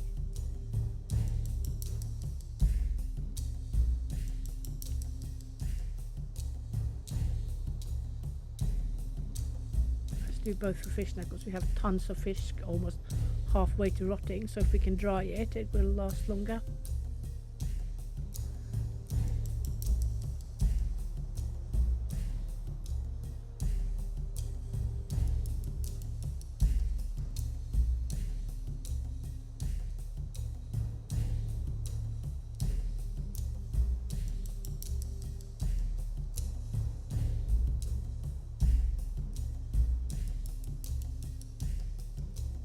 So the devs also increase the density of stones, because we want to build so many projects. We want to build megaliths and stuff, so they are giving us twice as much stone as we normally could get before, which is also good. Although on hardcore is of course diminished by 75%. So yep, good luck getting big megaliths done in hardcore, especially hardcore slow, because you need to feed people a lot more. They eat 6 times per month, while if you're playing fast, then they eat 2 times per month. So while people are saying, oh well, slow should be so much easier, it is actually so much more difficult, because you need to feed them 3 times more than you do on fast. Yeah, makes sense? You could perhaps argue that due to that fast is only 1 day per month, you only have so and so long to get your farms done. But the thing is, they are very efficient, so if you are experimenting around with a tribe doing some of the tasks while your farmers are doing rest, you can yo-yo the numbers based on what is needing to be tilled and or planted and or harvested by min-maxing, by basically uber micro-managementing. You can actually make it work really well. I'm still experimenting around myself to find the best way. But the thing, it doesn't help that the yield from cultivated food in hardcore is diminished by 75%. So if you have a fully maxed 220 farm, which is the max size it is now, 220, with that I mean 220 cells per maxed out farm that you can build. If you're lucky, you could get 100 perhaps from that farm. And if you think that each person eats roughly 1 unit per meal for slow, that is per month, that's 6. Yeah, I need to count 6 units per member. So it's 6 units per sleep per member. So if you're up in 600 people, that is automatically, no, it's 600 people. If you have 100 people, that is automatically 600 food. And that is 6 farms on their own for those people. So yeah, it's quite a math thing. So slow is quite difficult, at least on hardcore. Normal though is 2 sleeps per month. Ooh, yeah, you can finally make some storage stuff. Finally, oh my goodness. Oh boy, have we waited for this. We have waited like 3,000 years for this. Almost 3,000 years. It's a bit illogical that we don't get it sooner, because I mean people are having baskets on their backs when they're harvesting things, you know. It's not quite logic, everything, but yeah, I'm kind of expecting more people to die now. I don't know why there's so few deaths. Anyway, let's see, we have, yeah, we're gonna have some deaths soon, because the elderly are in majority now. That should never be okay. Yeah. So yeah, you can see that the tribe is discovering things themselves as they go about their day doing stuff. Let's get you down and just hope that all the others will not suddenly need repairs, because if they do, then I have to take down one of them to fix all the others. It's a bit of an evil circle, but it is what it is. Right. So you can do a few more of these. Ta-da! Because we definitely need fine sticks. It's like we never have enough fine sticks, I feel. It's always being used for something.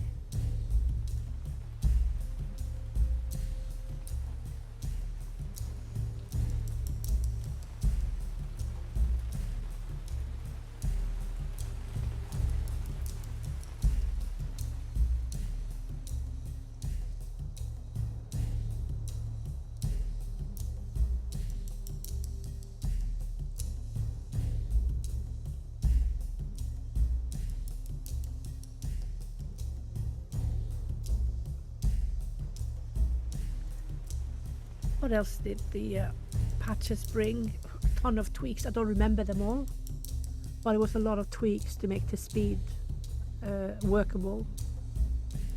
The speed types, I mean. Had a lot of fun getting hardcore, really hardcore. That was a lot of fun. I made a bet with one of the devs, and the prize I won was that I could decide how hard the hardcore should be. So if you have an issue with hardcore, you can blame me, but then I will respond. If I can do it, you can do it. So it's a bit futile. If you want to yell at me, you can yell all you like. That doesn't mean we're going to change it. That's a no from me. I wouldn't mind it even harder on the food, I have to admit. It could be even harder. But the soft caps are a completely different story, because you have varying soft caps pending difficulty and pending speed.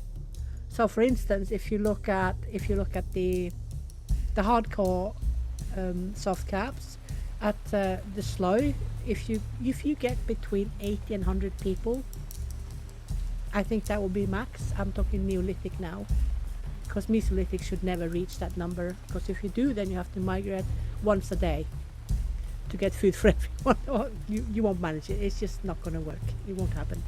And if you are doing hardcore normal, then you could manage up to 100 people to keep them sustained. But you will need like a gazillion farms. You will need so many farms because the food is diminished by 75%. That includes, you know, like I said before, it includes the cultivated yield. So instead of giving 200 like they do in beginners, 200, 250, you might, if you're lucky, get 75, maybe 80, 85, 90, maybe 100 on really, really good years. But you know, if you are 50, it's it's going to be really difficult to get it done. And hardcore fast, of course, is easier. So if you can probably manage between 100 and 150, if you quite know what you're doing, using your groups right, using the right amount of people for this and for that. Look at you. Sure. Oh, bottom fences, I'll take that. Yeah, so hardcore fast is the easiest of the hardcores, and you could probably get up to 150, maybe.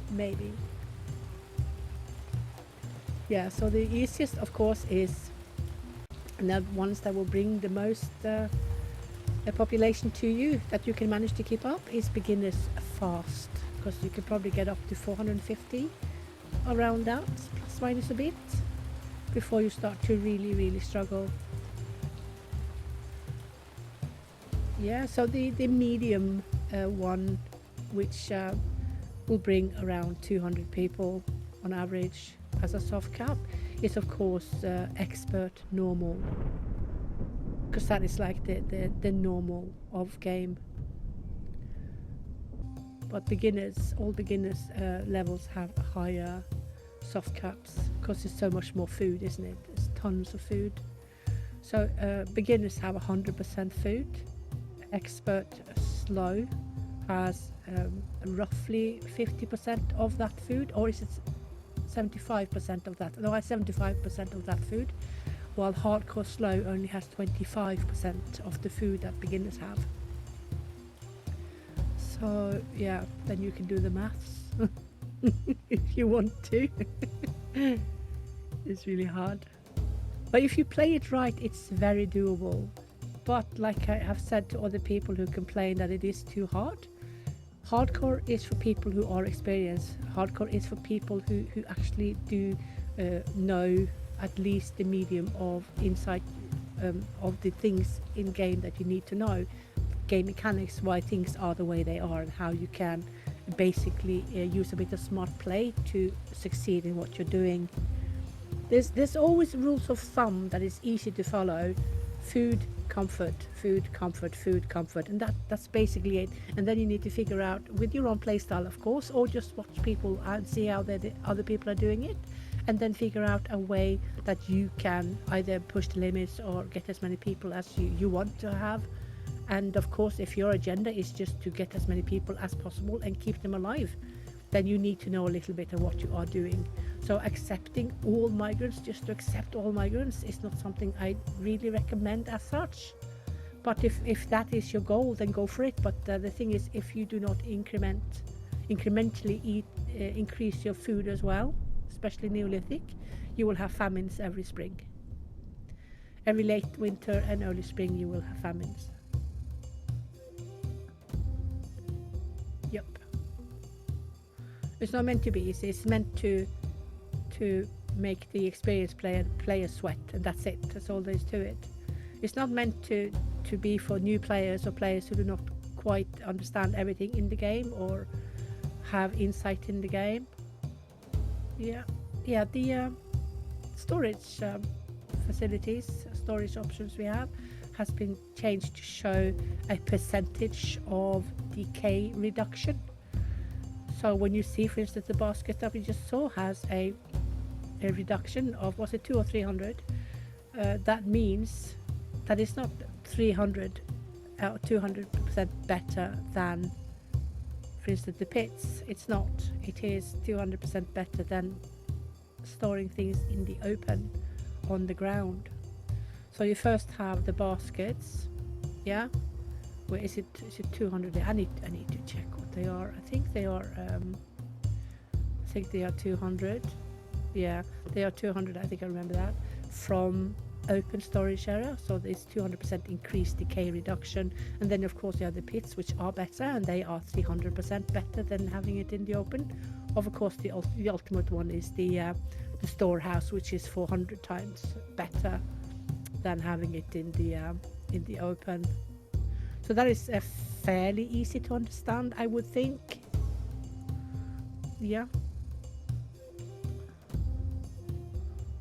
Okay, so now we have yeah, need elders to go down. That's good.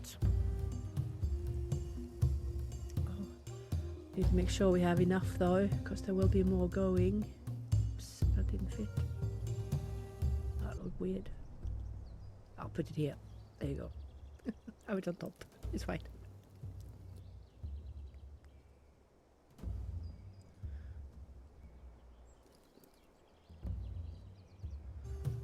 Yep.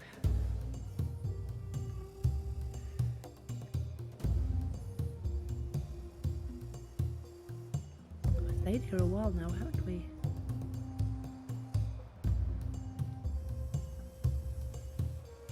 I also don't particularly like that they're coming out of their huts in the morning with angry face because they are hungry. You know? So there's always someone unhappy or feeling hungry in the morning, which is quite normal to be hungry in the morning. And then they have this unhappy face, grumpy people, morning grumpy people. We are surrounded by them in the tribe. Go eat quickly. Get rid of the grumpiness. Yes, let's have a look. Let's have a look. See. Ugh. Well, you're female. I'll take you. I'll take you any day.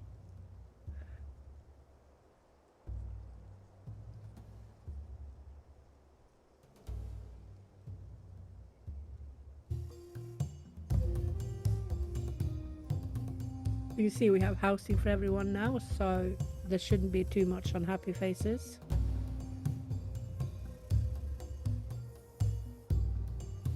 They just need to rotate about who sleeps in the pelt huts compared to the small straw huts, because the small straw huts, of course, give less appeasement than the pelt huts. We are having a little bit too many raw pelts. I think it's time for another Tana.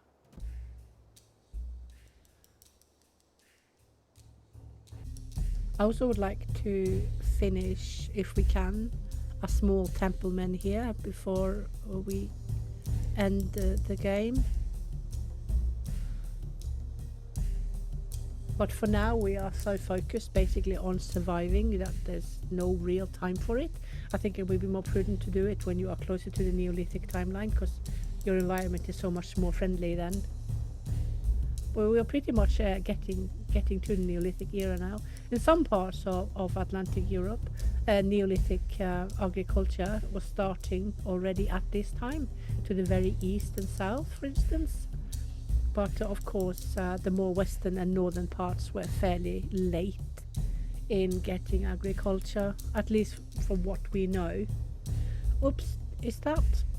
Did I just see some blocked stuff over there? Need to go check it out in a bit.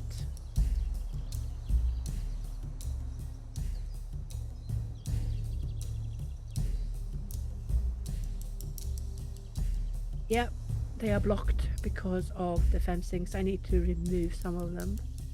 I kind of knew that would happen. Yeah. There you go. Leave that one. I can build this one like that instead. But it's so skewed anyway. There's nothing correct about it.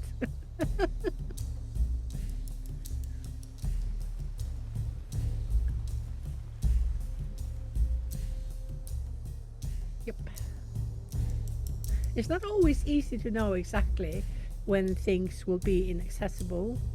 So, yeah, difficult to always know automatically what will be blocked if you do this or do that.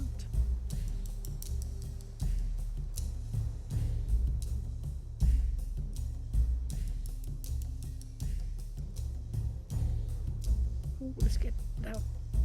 Oh, hello. Sure. Ugh.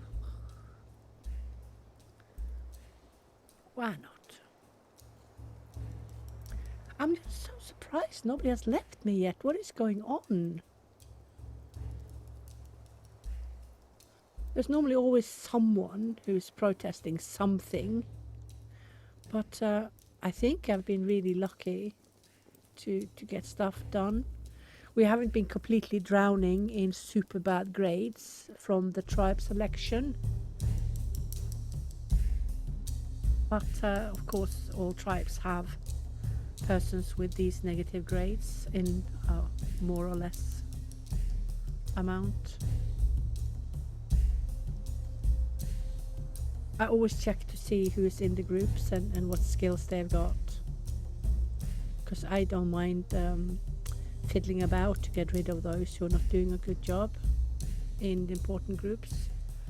So for instance, fishing and hunting, I would really like people who actually know what they're doing, because when you need everything to come in regularly to keep people alive, then you can't muck about with people who are too clumsy or too slow to actually do it right. Then they can go gather stones instead, or sticks for that matter. So you can also do this yourself. Look at that, they get the unhappy one face immediately because they're hungry in the morning. Come on.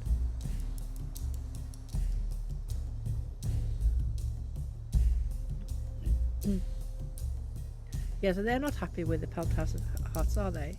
But at least we have housing for everyone.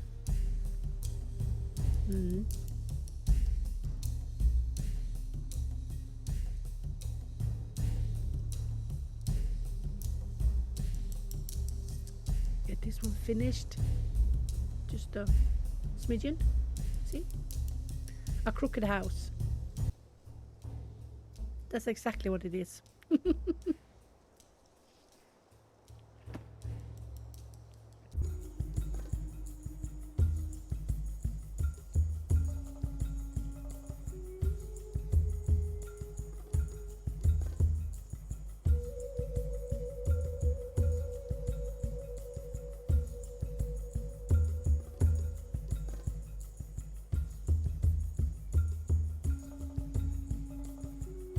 I guess if you want to try hardcore, if you are a new player, you should use it on fast, I think. Otherwise it might be a little bit too unforgiving.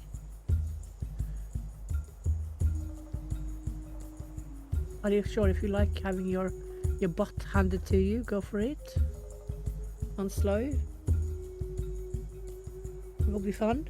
Plenty of people love doing that. Wanted hardcore. Hard. Okay, so these two need repair. But don't have enough leather. It just happened what I just said would happen. What I feared would happen. Because now we have 10 adults, yeah. Then we are in majority over the elder people, which is great. So I think I have to sacrifice. I gotta sacrifice, I think. So normally they need one pelt or one piece of leather per repair, but now when the repair time is doubled, they will need more. Jess.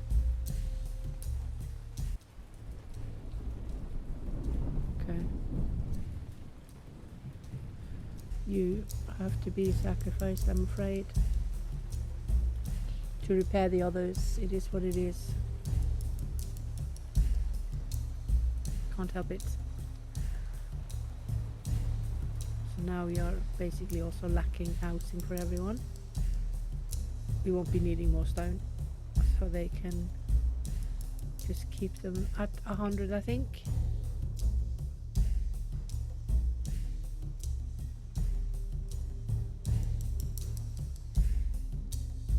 Another thing that the devs have done that is new is that you can no longer build common graves in the Neolithic timeline unless you have Mesolithic influence.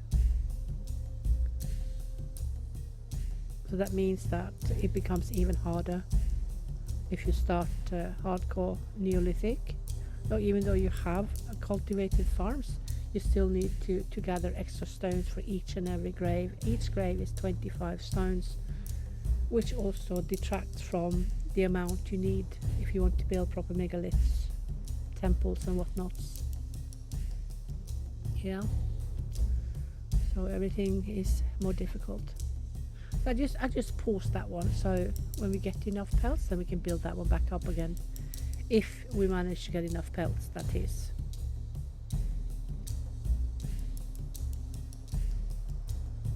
Ooh. Damn. Look what they managed to figure out, the smart people. Considering that biophases has been around for a lot longer than this, it was about time. So, like, not all knowledge makes sense to me. Not all knowledge is completely congruent.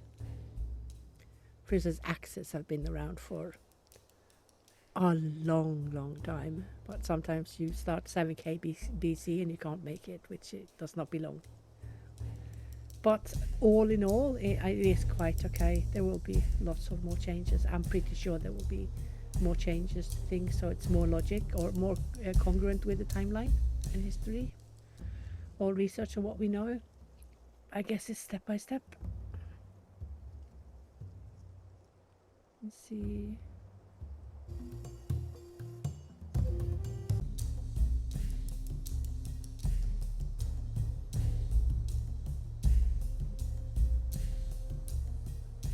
Yeah, it's bad. It's the worst we have of wall housing. These straw huts, they are abhorrent. Seriously, people seriously detest them. It's like they go extra grumpy with the straw huts, small straw huts. I'm sure it's because of all the spiders in them. I'm 100% sure. I've said this before, I will say it till my dying day. It's because of the flipping spiders. You can do those. You can do clams. No? Maybe do roots. Yeah. Because roots are less popular, so they will be less eaten up, won't they? Clams will go immediately because people love clams. They love all seafood, all meats and all seafood, and honey, of course. They love honey. Suckers for honey, and of course for berries. It's like candy for them.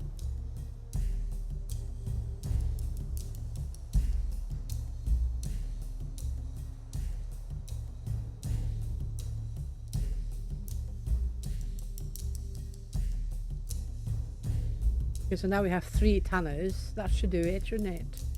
Okay, so now there's only 1 pelt left. That's good. That's good. That was the point. The point of doing this.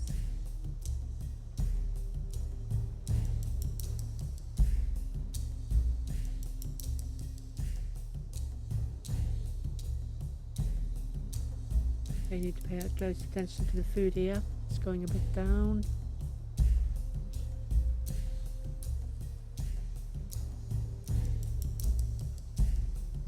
I'm a bit surprised we managed to stay so long here. We still have fish. We still have meat. We do have subsidiary plant produce, which belongs to the timeline. But they are not in huge amounts. They will never be in huge amounts in this time. Especially not here in Norway, as far up north as you can go.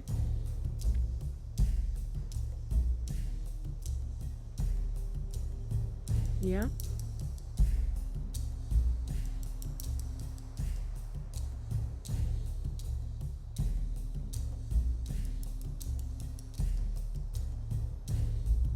Oh, I'm thinking about leaving again. So look. Oh, you're hungry. How much food have you had? Okay, let's take away these so that people can eat. Ouch. I didn't even notice that the food was locked down by the dryers. So I thought they were doing good, but in fact, they were starting to get more and more hungry because they couldn't touch it. Yeah, let's get more mouths to feed. That's all we need. Sure.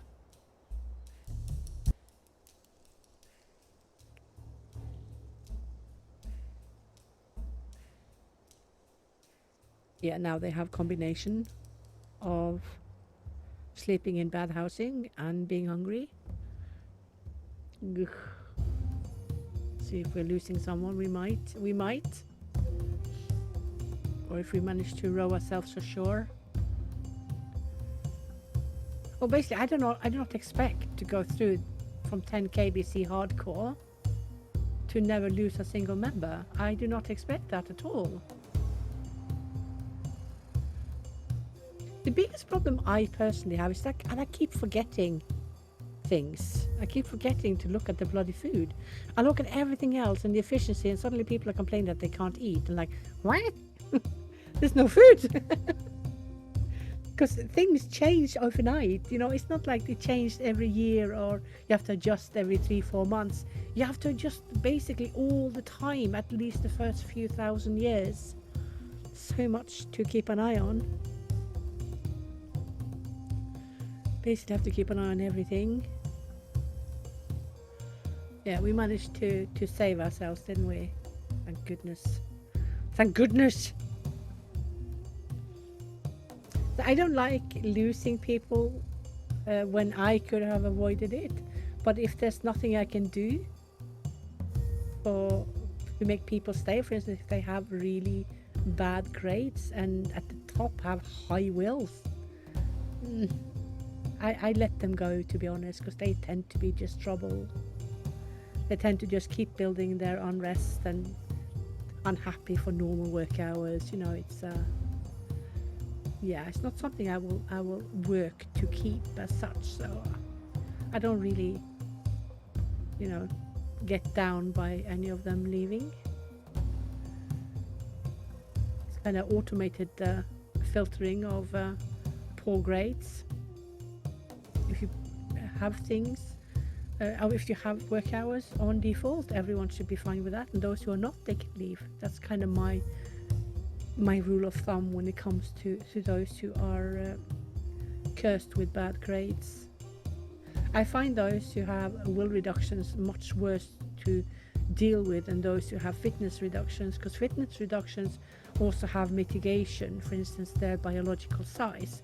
If they are very big, they can have like +10 in fitness, and then you can have the first grade or so in fitness reduction, and they will kind of equal each other out. So in the end, she has nothing that will put her down, or him down, or whoever. Everyone has bad grades, you know. Everyone has bad grades. Okay, so we want more people, even though he looks not so, like a easy guy to please with his will reduction grade. It's a bit illogical as well with how they made some of the traits work. It doesn't quite go together always that people who have low will leave first. One would think that if you have low will, you will accept a lot of things because you're a bit of a push around. But it's actually the opposite in the game, which is really odd. But yeah, maybe I just don't understand it properly. That could be it, you never know. But at least we know how it plays in the game, so we can, adjust via how we know the game. Don't necessarily need to know each and every mechanic from top to bottom. As long as we know how it works out in game and how it functions, then that's all we need.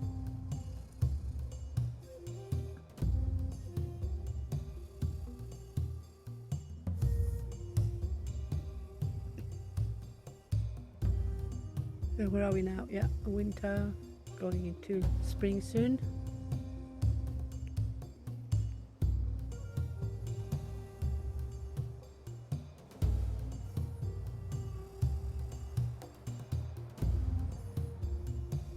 Now we have a majority of adults,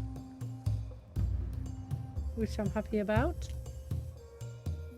because at times there's a dip. There's a dip in the adults and then the elders increase. But births and migrants can sort that. So you can pretty much control your population really well with how you deal with your migrants. For those of you who do struggle a bit, don't have too many people. Just reject whatever is not bringing either good grades or upgrades that you want or need in your tribe. You don't have to accept everyone, you know. You can ask them to go to the next tribe alone. That's what I do at times. Go to the next tribe. Yeah. You do need to feed them. The more people you have, the more food you need. It goes without saying.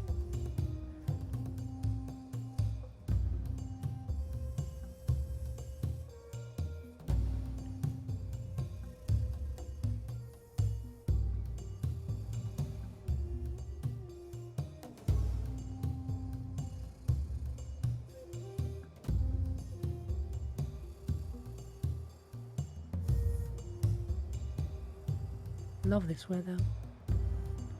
Favorite weather. So we'll look at you. Sure. Welcome to the tribe.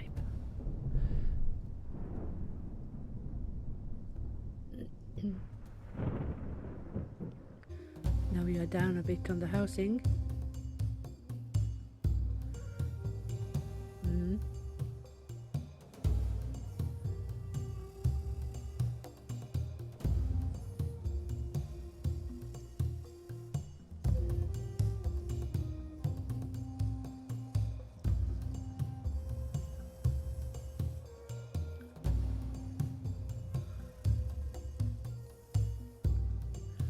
Quite a bit idle.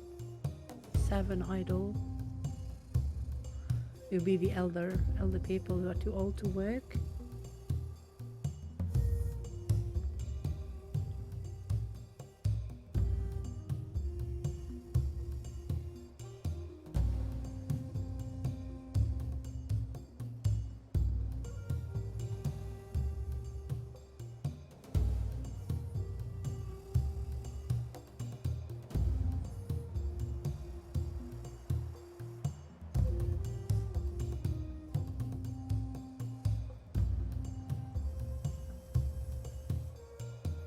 So we are 27 now.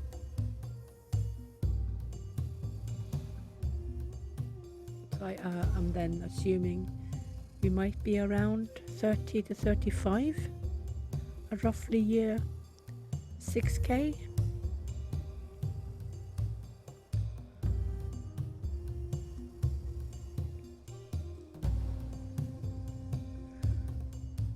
That's a lot of meat left on this one. See if I can force them to do it quicker to get it all. Oh no, we're almost at sleep time, but at least they can go the day after and do it. See if I can lure someone to come. Oh, it's a bit far, isn't it? I don't think that's gonna work, but let's try. Because I don't like that they decay so much so quickly overnight. You can lose up to 10% of the meat that is left on the animal. I don't like that one bit. It is such a waste, isn't it? Yeah, no point. They will do it in the morning. Look how pretty.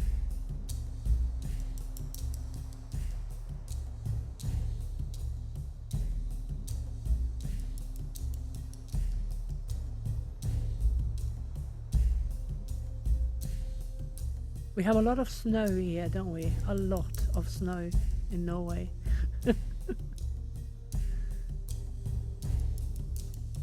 It's going to be really interesting to see when they implement that we actually get affected by the temperatures, properly affected. I wonder how many tribes we will kill with letting them freeze to death. Oh, it's going to be horrendous to watch though, especially if they're kids. Ouch. Ouch, ouch.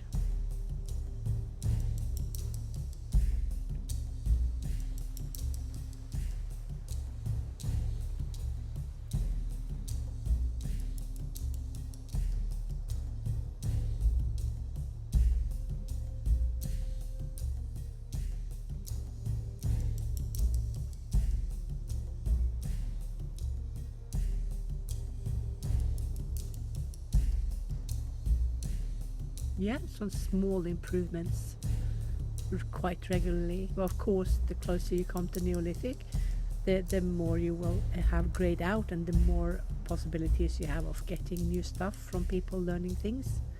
And then, of course, as Neolithic goes on, you will have less and less left to discover. Hence, there won't be too much of the discoveries. But there will still be some level upgrades, of course, from those who are working on whatever they are working on. Let's see. Ooh, look at them! Look at them! So, due to them working on the small straw huts, they developed a bit more skills in architecture. So now we can make pits as well. Let's get a few pits down. That's fine. Don't need too many because we don't have a lot of sticks. So one at a time, I guess. Let me see if I can up it a little bit. Just a little bit. That'll do it.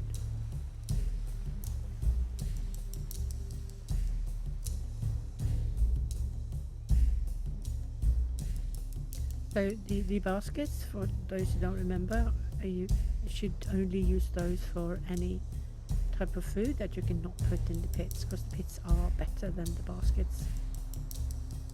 So the type of food you cannot use the pits for are anything that has to do with animals. So animal products and animal produce cannot be put in pits. So that is basically clams, honey, fish and meat. You can, however, put dried meat in baskets, even though they don't necessarily count as fresh or raw. But you can still not put it in the pits.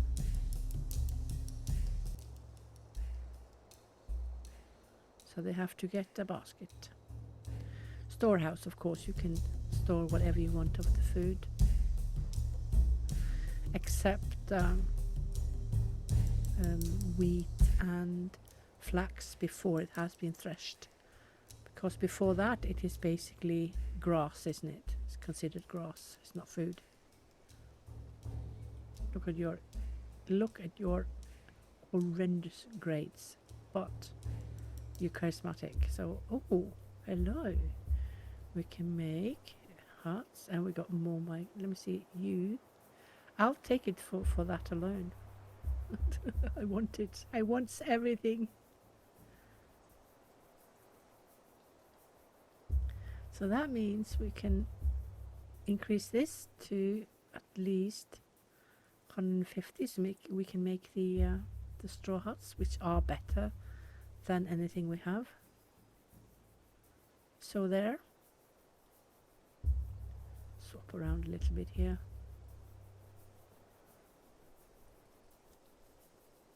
So when we get up some straw huts, then we can remove some of the small straw huts, because they are, of course, the worst. The worst of the worst. Can do.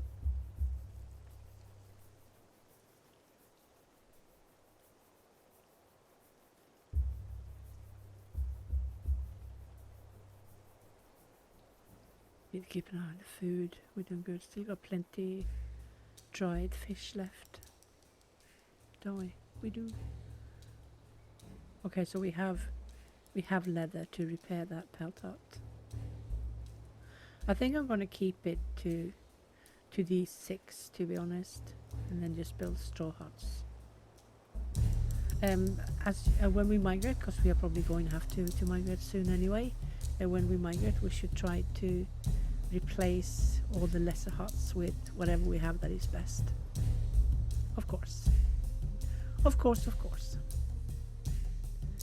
You can do the beets.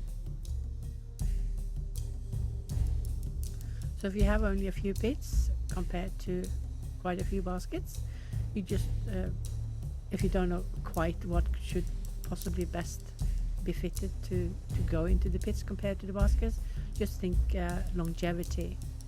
For instance, the beets don't have very short longevity, but they of course decay much faster in the basket. So for instance, clams should always have the best, but they can only go in baskets, and we are far away from being able to do storehouses, so baskets it is. Just if you have as a rule of thumb that you always use the best storage facilities possible for every type of food, then you're fairly covered. Okay, we need 100 straw and five ropes. So we need to do ropes as well.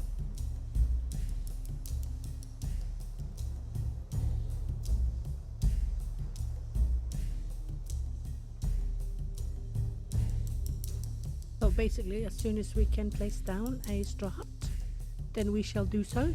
Then nobody will have to sleep by the fireplace, and certainly not in the open, which is good. Always popular.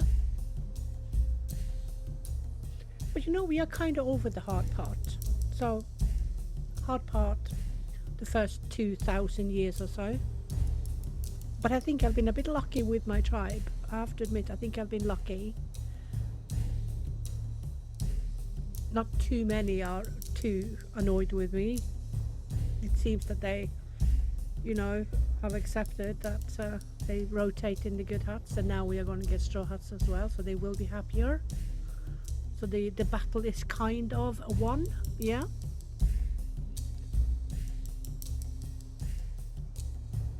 But if you do have even just some insight into the game, you should be able to manage this plus minus a few more loss of people, or perhaps a small famine where 1 or 2 die from starvation, perhaps the weakest ones. It happens all the time. It's not like you can't succeed if you lose one person to either hunger or someone is ticked off with you for having to sleep by the fireplace. We have no choice. So yeah, it's fully doable. So yeah, so the repair times have been like they've been lengthened. How do you say that properly? It takes longer for things to need repairs, but they will need, of course, double the amount of maintenance material. But it also means that you don't have to run every 5 minutes to repair everything, because that is just annoying. How are we doing now with adults versus elder? We're doing good. We have a good lead for now. Doesn't necessarily mean it's going to last. We have plenty graves. They're all free at the moment. Oh, that means we're going to lose quite a few in a short amount of time. Yeah, never a good omen. Tis a bad omen. We have lots of roots and bones that nobody wants. Time for straw hut. Go. Get it done, girls. That's a plus appeasement, finally. We haven't had that in a while, have we? So the reed hut and the big straw hut, they give same appeasement, and it's much more economical, of course, to build the big straw hut. So this small reed hut will not be built ever, unless I have no choice. Unless I get the reed hut before I get the big straw hut, of course, then that will be built, because that is higher appeasement than the straw hut we have at the moment. So there.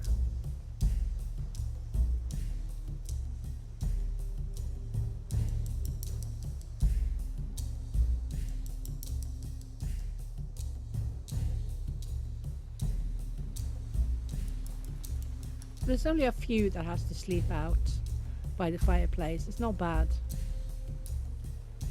Not bad, but that will be rectified now when this straw hut is up.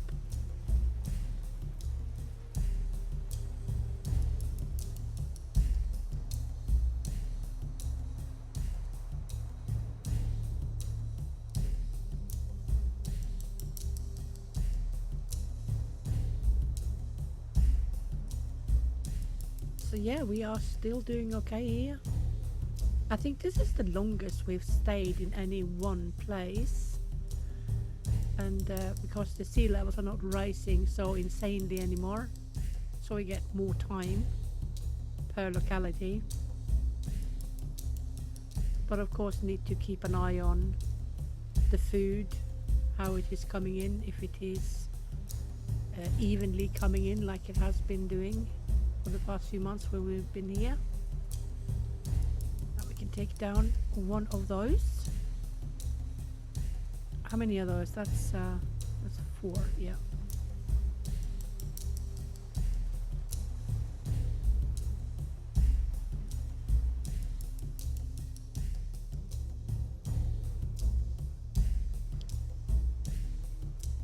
Yeah, replacing the worst ones with the best ones.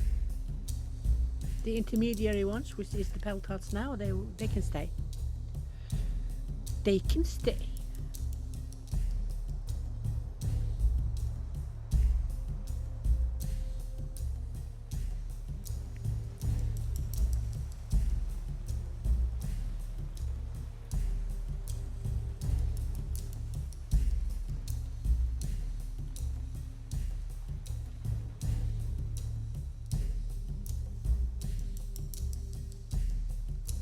I wonder if we're ever going to get to buildings that have several stories. Like they can take like 28 people or something.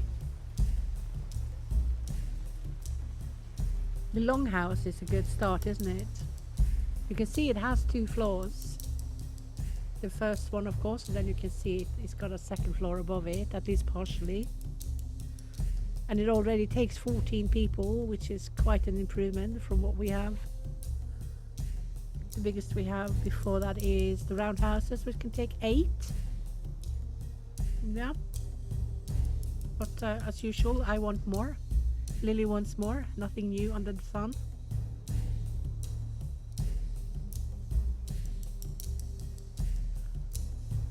Yeah, you want better housing than pelt huts. We know, we know. One step at a time.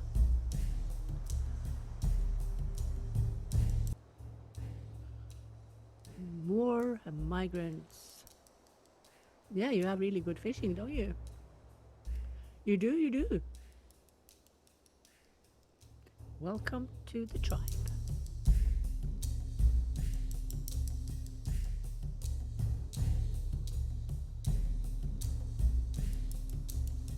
The tribe is fairly happy, aren't they? There's a few who are complaining, and it will be about the work hours. And it will be those with bad grades. That goes without saying. If you have everything on default, then you still have unhappy people. It is, and you have enough food, obviously, and housing for everyone, more or less. I guarantee you will be the ones with bad grades who will sing and complain most. The ones who have no bad grades tend to accept a lot before they start to complain. In hardcore they accept less, of course, but they're still fairly lenient in comparison to those with the poor grades.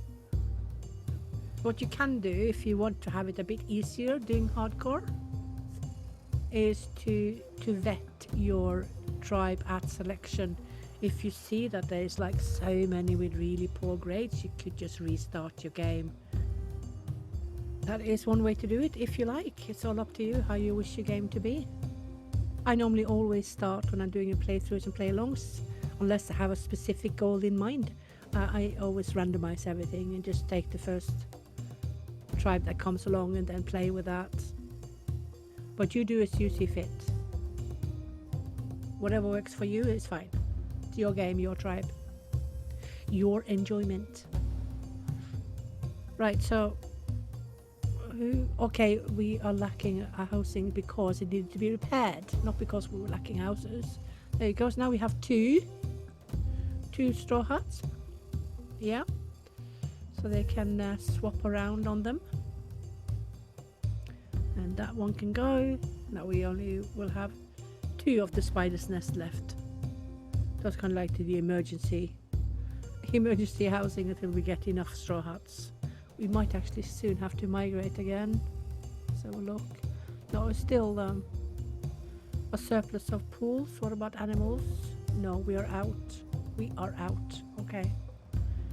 But there should come new animals soon due to that. It's a new season.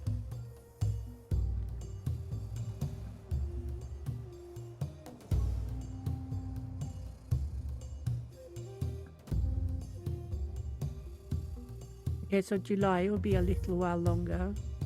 Oh, no, I tell a lie. Oh, no, it's because spring just went over to summer, didn't it? That's why. So, yeah, we got some more prey. Okie dokie. It's the only horse that is that cane. Oh, I don't like that. Oh, no, I don't like that at all. Oh, that was horrendous to see. That actually hit me a little bit. That happened.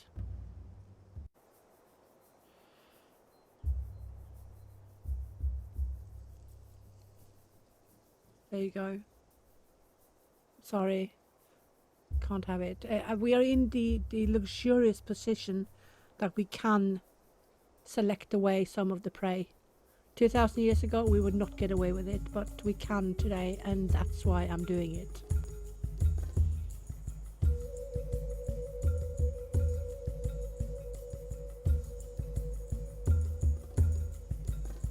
So much food. Lovely, lovely.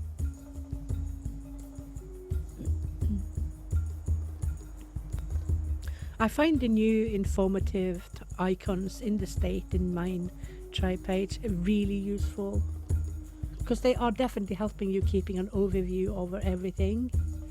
And as you play and you learn to recognize what is what, you will instantly know all the colors, you will instantly know what it means.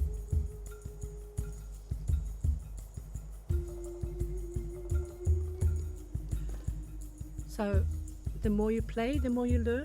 It goes into the automation system we have in our brain to recognize things immediately. Up down information. Look at us closing down to Neolithic times. So around start of the 5k BC, when it dips into 5k or so, we should in theory start getting migrants that has some Neolithic influence. It probably won't be enough to get a hitch into the culture circle in the tribe, but at least the Neolithic influences have started coming, and they will be more and more. You can still get Mesolithic migrants in the Neolithic era, but they will be fewer and fewer and fewer. And in the end you will get none. So hopefully we can manage to, if we play another game, for instance, if we play a tribe that started Meso and then went all the way down to 1500 BC, we will hopefully manage to keep enough people of the Meso so that we have this nice diversity. Okay.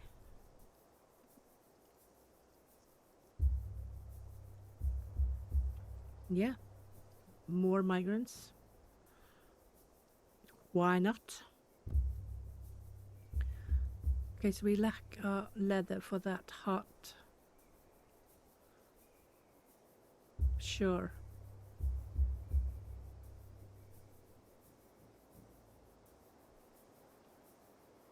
So look at you. Yeah, I'll take you.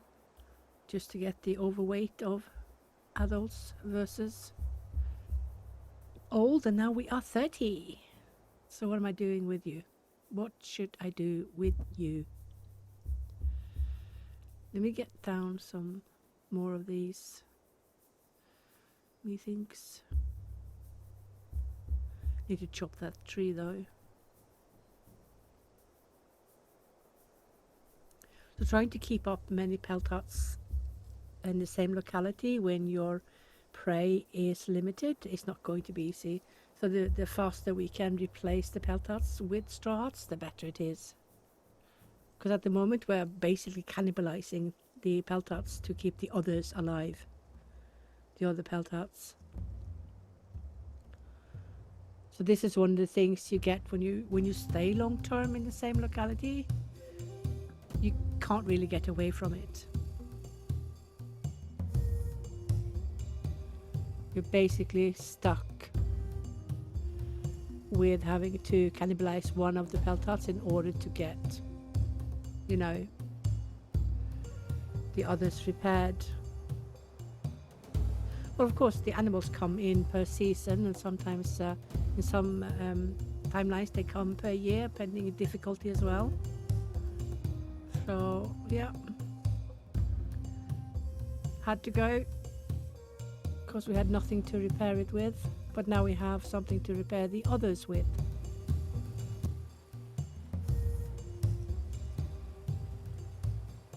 Ooh, let's get some fish in. Oh, look at you. Let's get 14 of those here. A few more of those.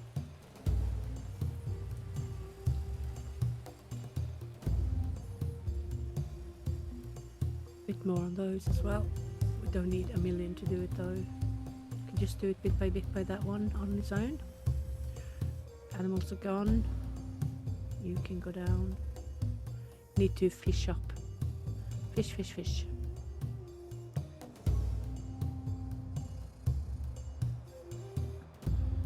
Just get tons. We have quite a few bones. All those will be eaten by emergency only. People hate it. Like with roots, it's abhorred. Oh, hello. Now we can make reed huts. But we'll make them in the next place, not here. Because we are about to leave soon.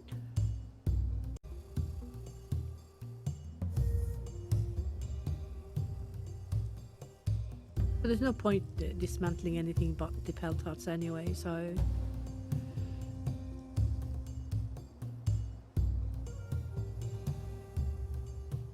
And we are traveling with quite a few elder people, so we have 14 elder people. I think some of them will die, so I need to remember to quickly get up huts. We just lost one as well because we're down to 29.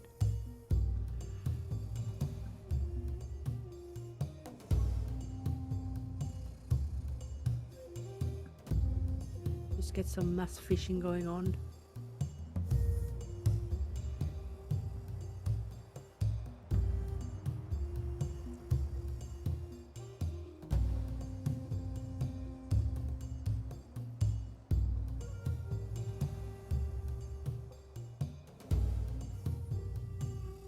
And another old one died. Okay. Okay then. If they die during the night, nobody will touch them or carry them to their graves before they are starting work hours.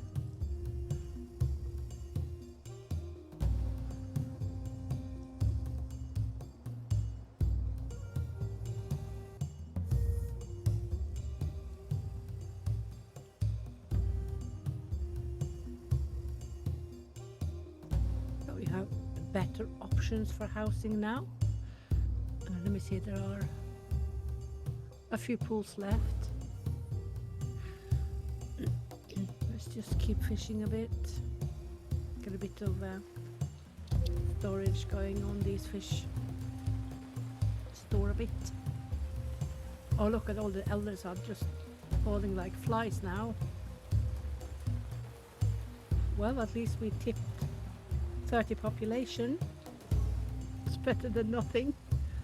But I'm quite okay with a fairly slow population growth, because I must admit I did not enjoy having tons of pregnancies and having this explosive population, especially in large tribes, because it was just too much. You had real issues keeping on top. You know, 50 births every year. You needed so many more farms every time.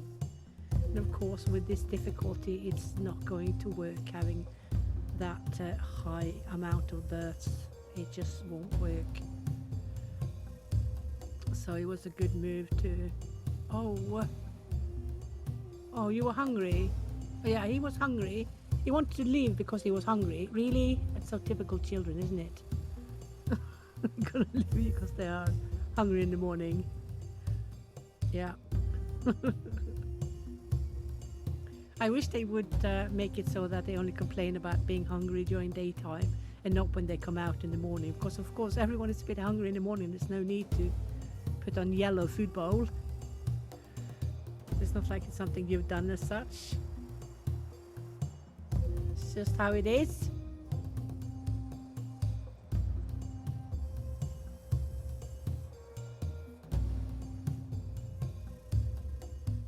You just as well start preparing to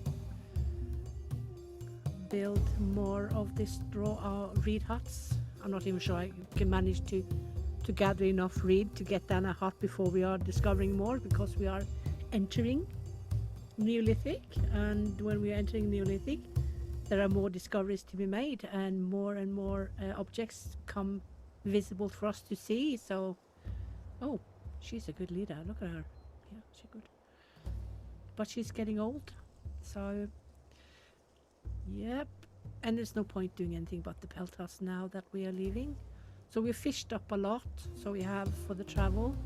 I've forgotten any. Oh yeah, that one. Yep, that one. No, duh. 1, 2. Oh yeah, I already cannibalized one. I forgot about that. I was thinking 6, and there's only 5 left. You can go pause, because there's no way we're gonna need the stones. Because I assume that this is likely going to be our last migration. I think. Maybe. Nothing is written in stone. What about you? Okay, that's all of you. Nothing else needs to be dismantled, because there's absolutely no point, because they basically do not give materials back that you can take with you. Right, let's go a little bit more south. That looks nice. Not too much dark, a bit, yeah, a bit closer. There you go.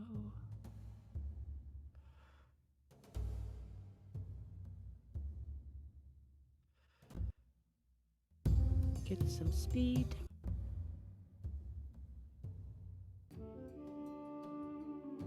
But we're getting further away from the possibility of us being flooded all the time. So we can probably stay even longer here, because there will be more food. And also what is good to know is that the food you come to in a new place is regulated based on your tribe size. So yeah, and as the years go by, the environment will regulate itself with regards to food amounts to fit your tribe. So if you don't over harvest and play basically reckless, you can stay many years. Just be a little bit smart about it. Let's get down some of these. The more the merrier, at least to start with. So the basic rule of thumb still applies. We want nobody sleeping in the open. If anyone sleeps in the open, we are likely going to lose them. Okay, we can turn down that, because we need people to clear and to build. Let's get more of those.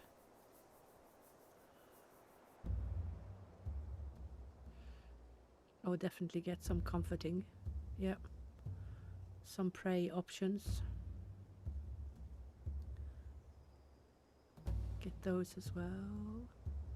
Because if we don't get logs, then we can't get the big fireplace. We can only get the small ones, so we need to have the option to have small fireplaces as well as the big ones while we wait. You can wait.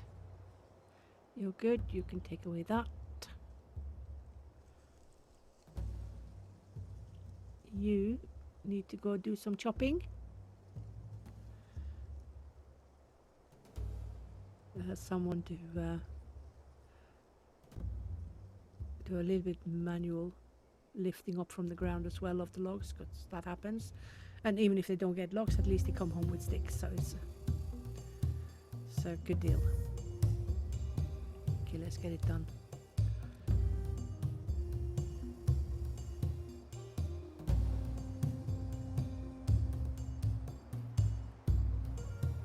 unfortunately, it's again an old tribe leader, so she has put restrictions on what I can do with the policies, so we're not likely going to have everything built.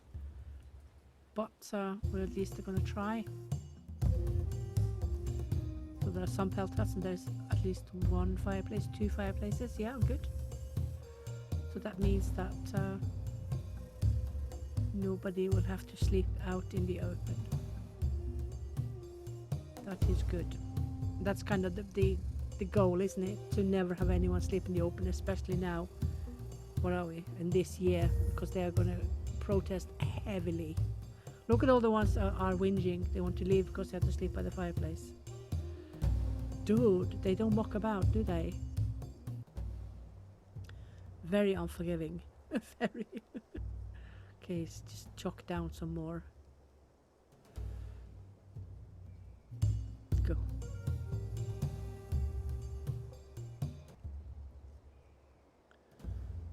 We definitely need at least one tanner, because it will take time to gather a lot of straw at the same time as we are getting food enough for everyone.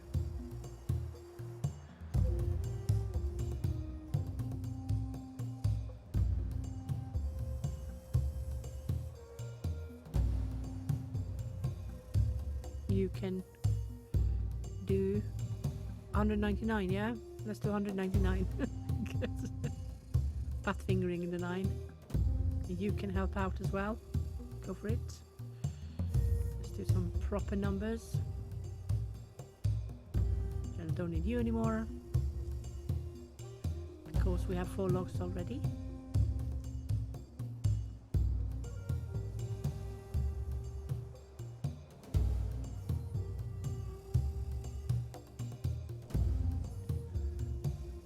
Oh, still unhappy, eh?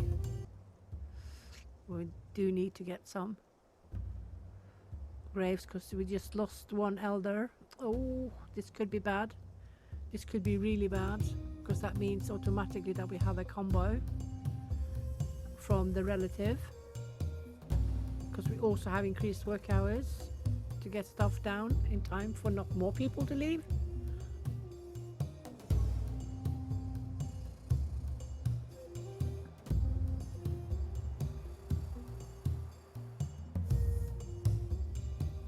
Come on, get the grave. Get the grave up. Before she's so, or before the relatives are so annoyed they are leaving. This is one of the combos we definitely need to avoid at all costs. Oh, thank goodness. Yeah, we are saved for now until next crisis comes.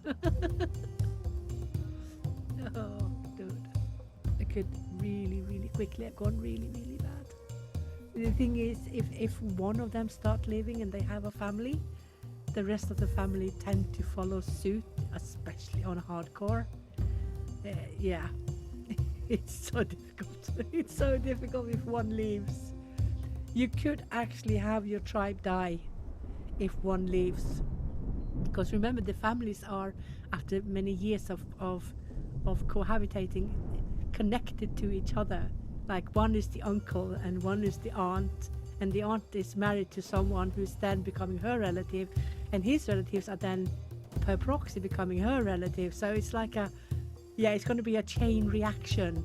It's insane collateral damage if one person dies and does not, or if one person leaves the tribe. And yeah, it's hardcore. Really hard. But of course you could be lucky and the person leaving basically only has like 1 or 2 relatives and that's it, and there's nothing more. So you could also be lucky with that they don't leave anyway because there are no other combinations. But we don't have that luxury. We have several combinations, don't we? Because we don't have the best huts, do we? We have several grayed out that the people would rather have, so they are complaining about what they do have.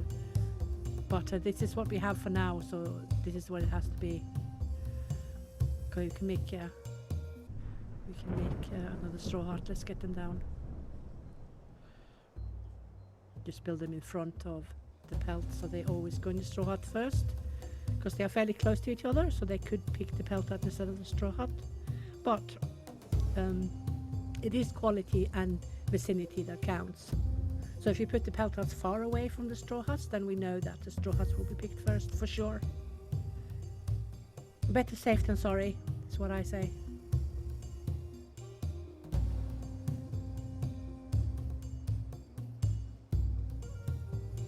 Yeah, growing increasingly unhappy because she's got so bad grades as well. She will be very quick to complain. And we have another elder dying. Yeah, I thought they were going to die like flies. They've died like 3-4 in a row now within a very short amount of time. But we are working as fast as we can. So we might have plenty food, you know, we might have enough food to keep people happy food-wise, but we also have other problems coming instead, not making it really easier, because we can do nothing about that we can't build what we can't build. But people still yearn and pine for it, and we'll let you know. So even though we have enough food closing up to the Neolithic timeline, it doesn't mean it's easier. Not at all. People demand more and more. Getting closer and closer to our timeline, where we do demand more and more, expect more and more. You can go down a bit.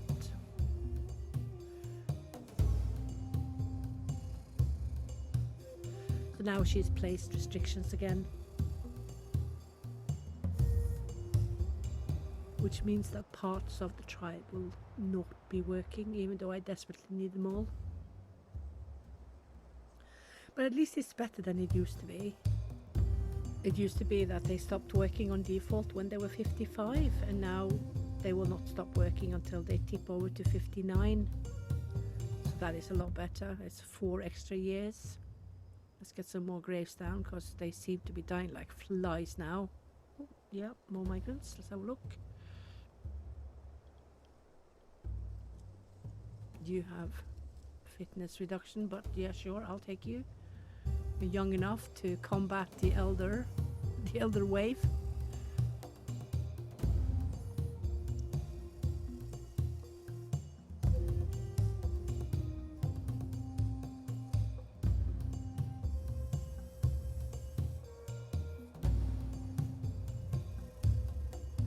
Get it up, get it up.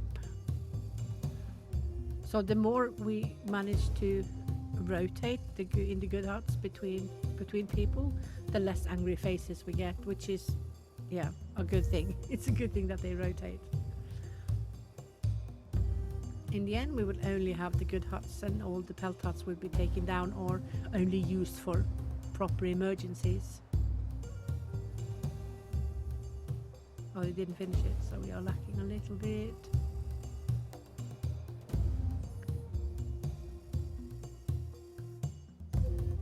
Yeah, because we got two new migrants as well, didn't we? So we need to house those two.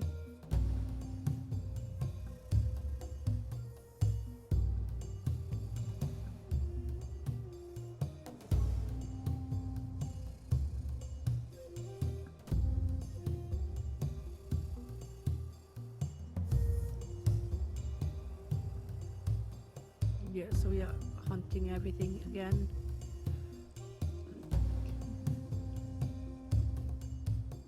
Have to get it done.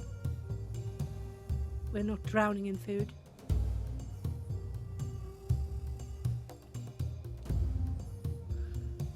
But of course, wherever I can, I will place restrictions on what people are going to hunt. Yeah, I know. You're lacking proper housing. I know. Okay, so we got more graves now. That's good. So we have lost 4 elder people in a swoosh. So we dipped a bit in population, but you see we are getting babies and pregnancies quite regularly, so I'm not too worried, and I quite enjoy that the population is not explosively growing. So there are a few only left now that had to sleep in the open, So we're definitely getting there. You can see the angry faces are mostly gone. Will be the odd ones who will complain, which basically will have to do with that they have poor grades. Let's get down more of these.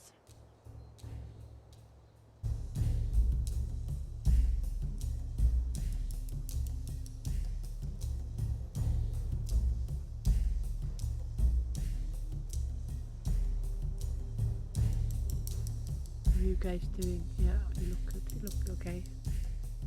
You look good. So of course, normally when you play a normal game on normal speed, you can use roughly 1 fisherman per 8 to 10 members. But of course on hardcore everything is so reduced and everything takes longer. They are slower in fishing, they are slower in hunting, they are slower in doing all the tasks on hardcore.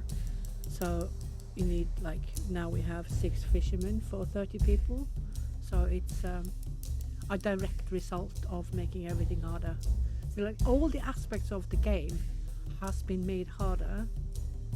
And like I said earlier, I don't find the food to be the biggest issue. It's actually the tribe that is the biggest issue. How they react to what you are doing or not doing, for that matter. The entitlement of some of these members, I'm not quite sure it belongs to this timeline, especially not in 10k BC, where they claim they work too much just because they're working 8 hours a day. Are you serious? They work from morning till dawn. Now, what's it called? From morning till dawn. From dawn to dusk, I almost said. They work from morning till evening back then. There were no downtime. There was always something that needed to be done. Always looking for food, anything to survive. Because it was a battle. Oh, Alida died, okay. Thank you for your years. How are we doing with graves? Yeah, we're good. We are good. We have 4 free ones. Yeah, and also the decay of the bodies have been increased. There has been doubled to make sure that we don't need to build 5 million graves. So this is good as well. Okay, so now we have housing for everyone. So yeah, the worst of the unrest should be gone, and we certainly have no combos that will cause anyone to leave. But it is a lot of work to get things up, but actually I find it quite therapeutic, I have to admit, because now we are well past the really difficult time. So this is not so hard, is it? If you just get past those few millennia to start with, from like 10k to 8k, you are actually good. We can go down on these. Don't need 20.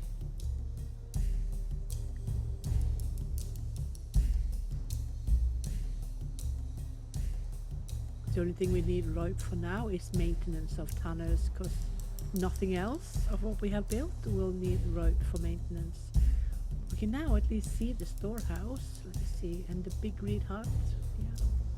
So now the pelt hut is not very popular. Imagine you were plus 30 appeasement to start with. Everybody was happy when they was nodding in the pelt hut, but now they are meh, I want better. Well, it is what it is. Devaluation of the old, I'm afraid. How are we for food? Yeah, a bit of fish, some bones, some roots, and some lovely hazelnuts. Yeah, we are getting to the point where we can get hazelnuts now. So this is good.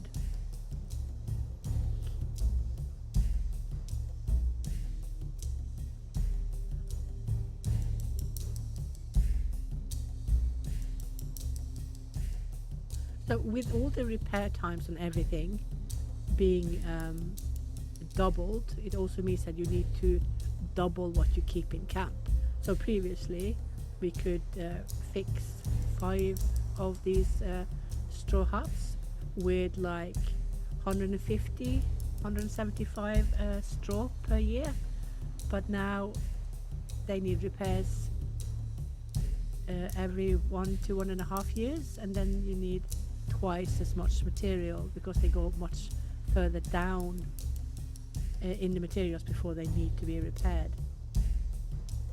I'm okay with this, but you should, or we all should make sure that we have haystacks and stuff to not lose stuff to decay, because hay decays fairly fast. So if we get that one, then we diminish the decay on straw with quite a bit. Let's just chock down some for the logs as well. Not a bad idea, although logs take a lot longer before they decay,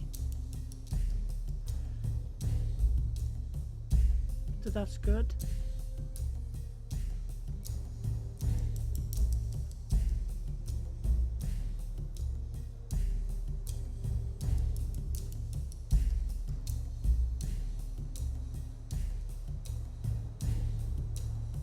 A lot of poor grades in the tribe. Oh, a lot. I mean, seriously, Lenny.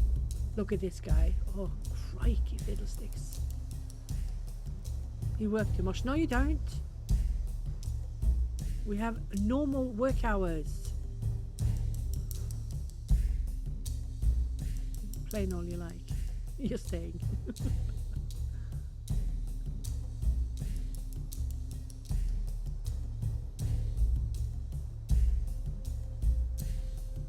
I find myself always yelling at those who claim that they work too much on normal work hours. It's become a habit. Yell at those who complain for what I think is no reason to complain. But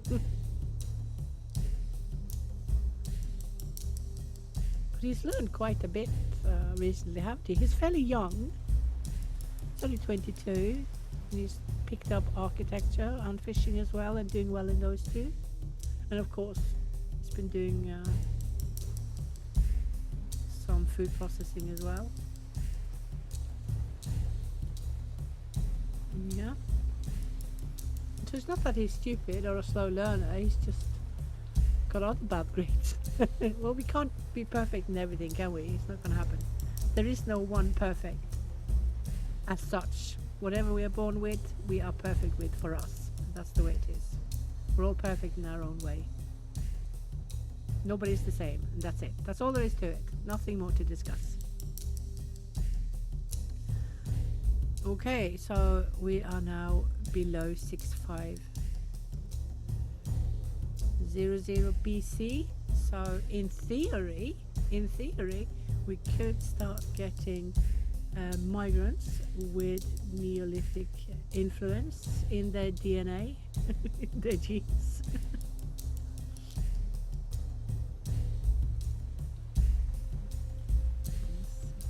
We don't need to now because we have enough housing, so we can save on the logs by taking away one.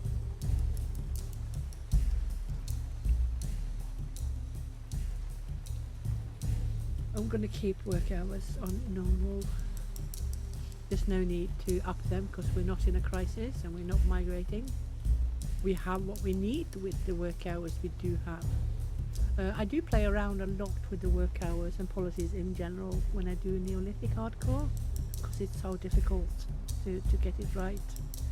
Because everything is so reduced, everything you need is so reduced. You know, and with farmland you can, in theory, get a higher population, but it's difficult to maintain, very difficult to maintain.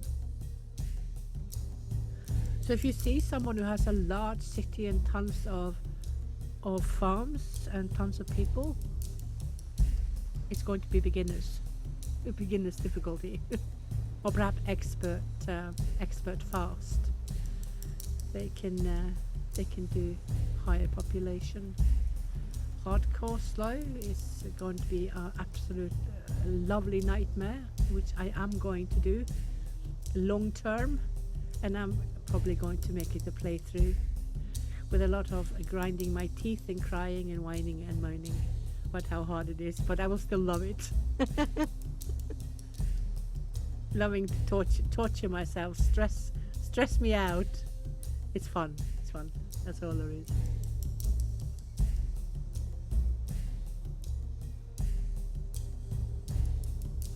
I've already done some beginners to show just to the extremely new players, or players that are really outdated, how the game functions at the moment and how they can start and keep going for a few years.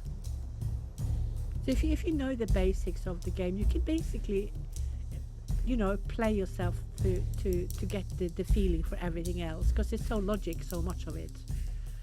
If you transfer some of the real life thinking and how things are in real life and how it was back then you are better off immediately in the game, because the game tries to follow realistic, you know, research and history and facts. So that is always something that I found very attractive with this game. We do, however, have clothes out of the blue. Nobody's making our clothes, but one step at a time, I say. So yeah, bit by bit we are getting everything to be congruent and coolio. No, you're good. You're good. That's not what I wanted to do. I didn't want to put it on 49. I want him to do forever, because I want to start preparing to create a small temple menhir, because I want that as well before I end the game. And I want Neolithic influenced migrants to come to our camp. So I estimate roughly in a small year or so this can happen, unless I play titty up and kill the entire tribe. Who knows? Who knows? I could lose one and then the entire family follows, and then the entire family of the other ones who was in that family follows, and you know, a chain reaction of people leaving. In the end I have 4 people left. It could happen. It could definitely happen. Let's get down some storage stuff as well. Don't need a ton. We do need for those that we have in larger amounts, because so they don't decay so much.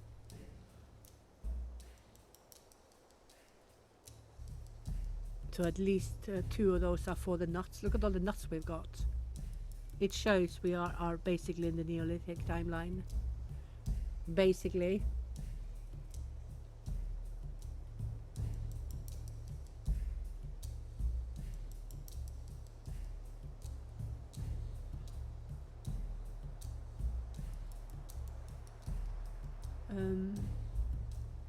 We could actually get full Neolithic migrants already, maybe.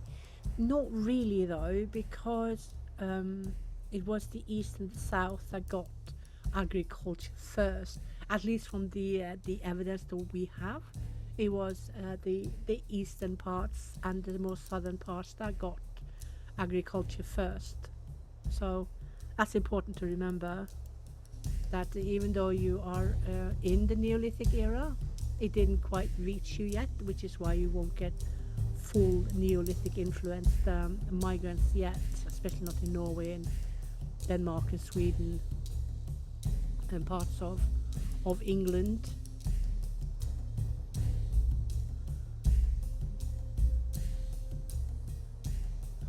So yeah, if you are, for instance, in the very south and the very southeast, for instance, if you are in the Alps, you could get Neolithic migrants already around 7000 BC. But it's not super likely that you're getting it in Norway before you're tipping from 6k down to 5k BC. That's more likely to be correct. Oh, that's one done. Yeah, you are definitely going to contain nuts. Ta-da. And so are you. Yeah. Let's do max priority on these as well.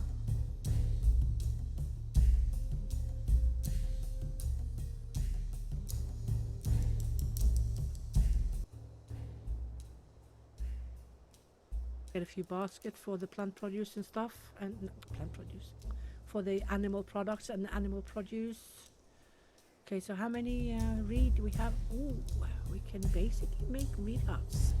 Lacking a reed. Let's see.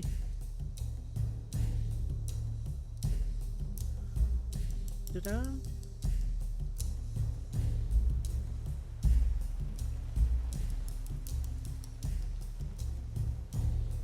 So they all like to go inside the huts to eat as well. I find that very, very sweet that they do that. They have learned it from any Neolithic influenced travelers or migrants to eat inside the huts.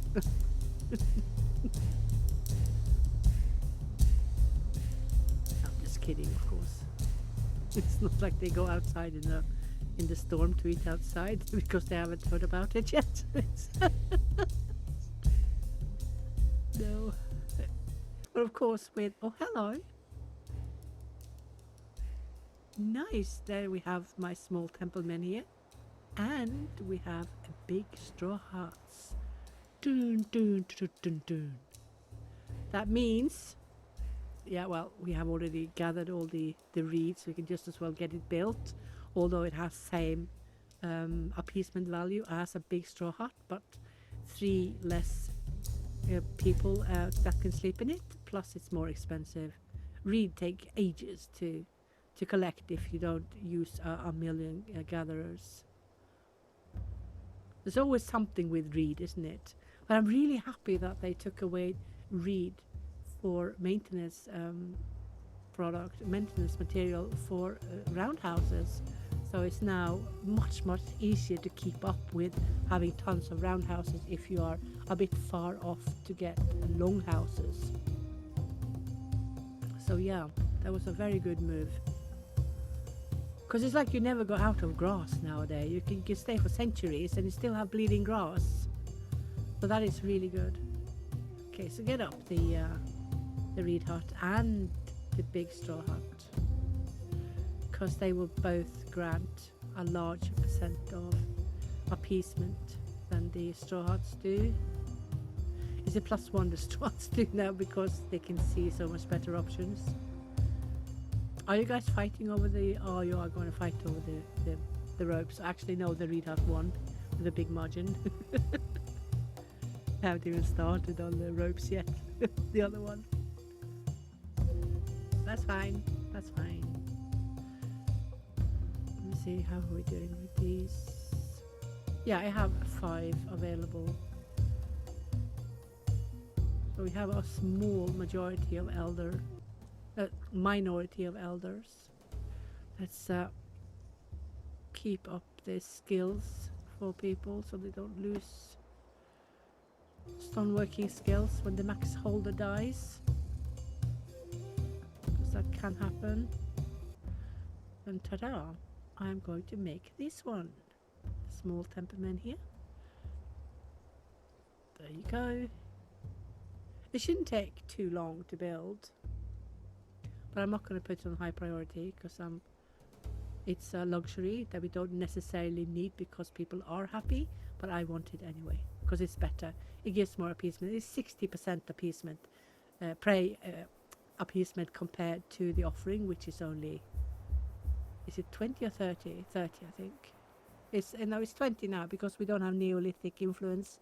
But with Neolithic influence, we will have 30, and it will also cost less. It will cost 5 mud, but we don't have to spend fine sticks on it like we do with the Mesolithic offerings. So it's a good trade-off in my opinion. More economical, because you won't really run out of mud in your areas. Never. No, it's like running out of trees. It just doesn't happen. You won't run out of mud, you won't run out of grass, and you won't run out of sticks or trees. So there you go. First reed hut is completed. Excellent.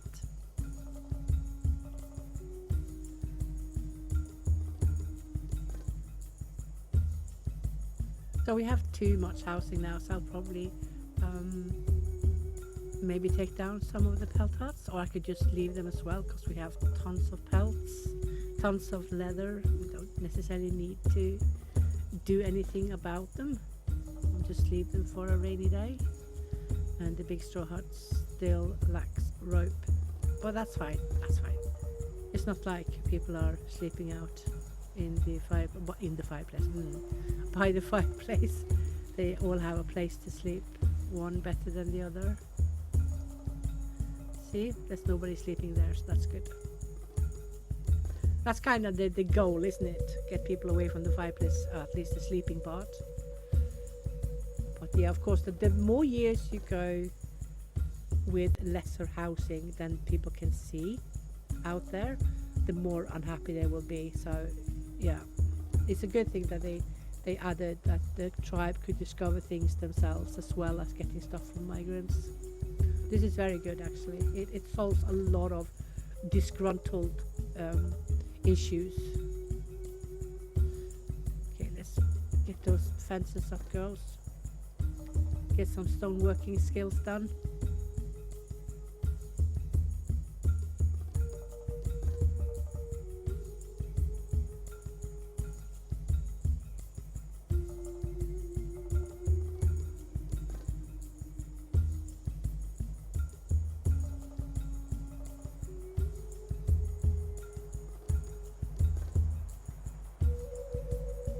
Yeah, how quickly they're building the temple men here. It's like, I just put it down and it's already, look how blue it is already in the progress bar.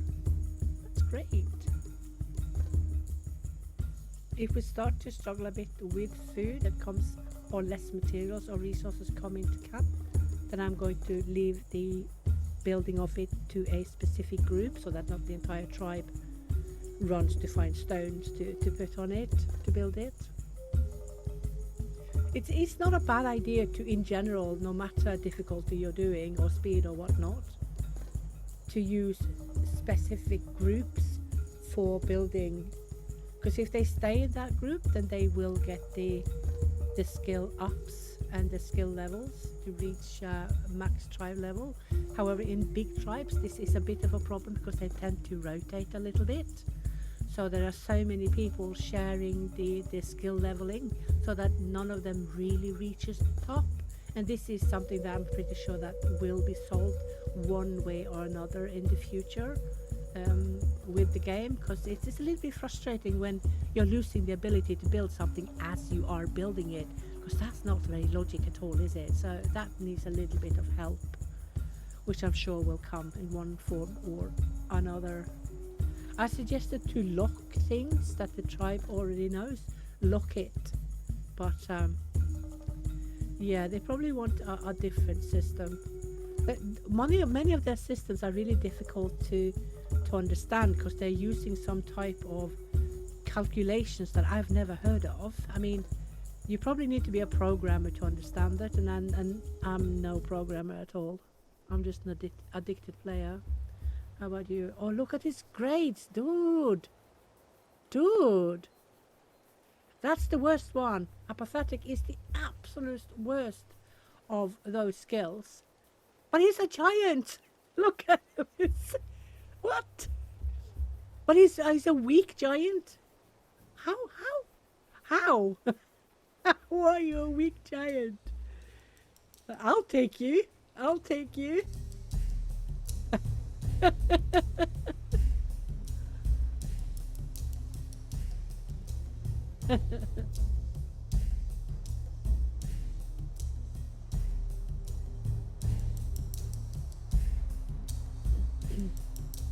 Yeah, no unhappy faces. Can't ask for more. We have food.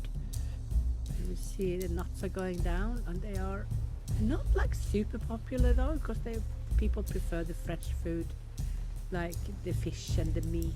Yeah.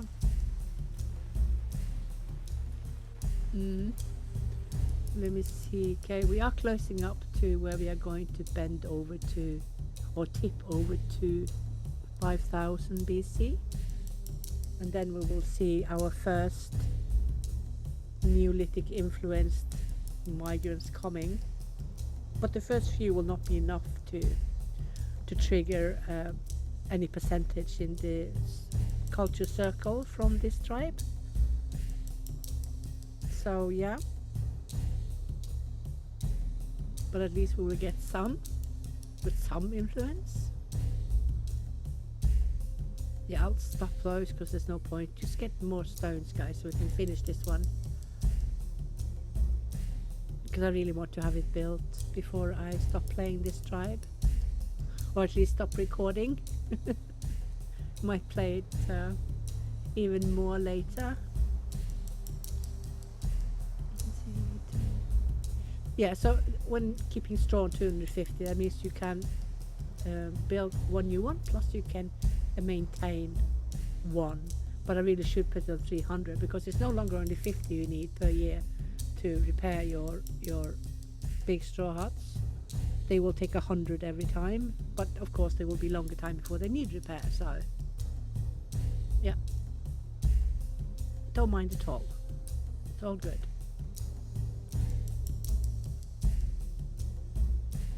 Look at them dancing and enjoying their life. So when people are dancing, it's a sure indicator that they are content with life. They're contented with life in the tribe. They're quite happy. This is good. This is very good.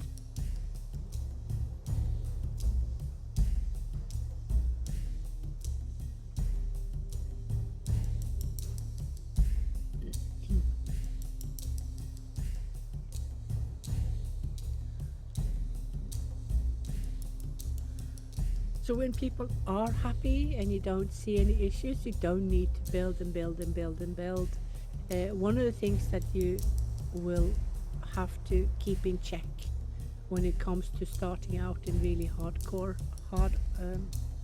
hard winters up in the north is that you have to build by need. Everything you do has to be by need and not by luxury. So even though you can be lucky and get the ability to build, for instance, small megaliths like the small temple men here, you are not guaranteed that you will be able to afford to build it, because the need for food is and should be your top priority, and then the luxury of having a temple men here needs to come last, because as long as the offering is doing the trick to keep your people happy so they don't leave, then anything else is a luxury. But I'm pretty sure, like me, most of you will struggle well enough with feeding people and keeping people in the tribe before we can actually afford to build temple menhirs. So yeah, it's now almost tipping to 5 KBC, and it's just recently we learned it. But you could learn it sooner, but I doubt we will manage to stay long enough between 8 and 10 KBC to actually build one. So it's a little bit pointless, isn't it? Because you need to free people up to gather 1,500 stones. And if you are by the coast, you will be flooded long before you have those, I'm pretty sure. Because you could, of course, put tons of people to do the stones, but then you won't get anything else done in the camp, will you? You won't get food, you won't get materials for repairing your huts. You know, yeah, needs to be, yeah, priorities at that timeline. But now we can get away with it, can't we? Because it's much more friendly, isn't it? Much more friendly. Yeah. Right. So the tribe is still the ones responsible for the temple men here. And we don't seem to be suffering from it yet, but if we are, I'm just going to put it to a specific group. It's a good idea to do that. Anywho, if you want to get skills done in a specific group, the problem is that you can't decide who's going to be in the group and if they're going to stay in that group. So I wish that would come down the line. It has been suggested and wished for by many, so we'll see. Yes, look at that, we got medium benches. Let's get them down. That is also woodworking skills. And now the elders have somewhere to sit and chat along instead of sitting on their bums on the cold ground. Yeah. Ta-da. We do have the logs for it. So I'm not worried at all. There you go. That'll do it. That'll do it.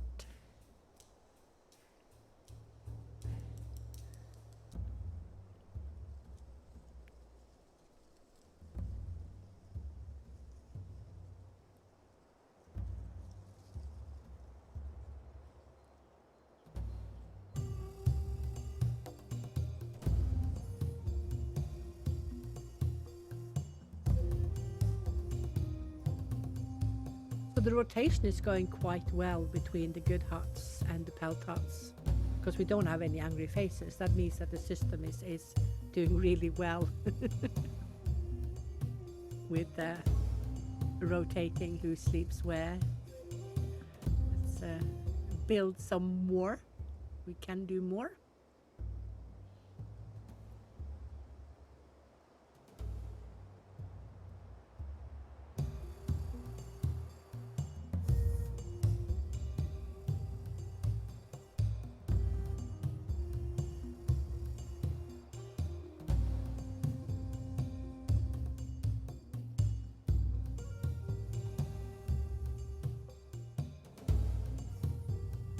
What I've noticed is that when there's less stress, then you have, of course, more downtime. And I don't mind that, because it's okay to have periodic stress as long as it's not constant. The first 2,000 years is more or less constant. There is something going on constantly, and then it calms down a bit with the stress, and it becomes quite a bit easier. I don't mind that it is this. Oh, hello. Okay.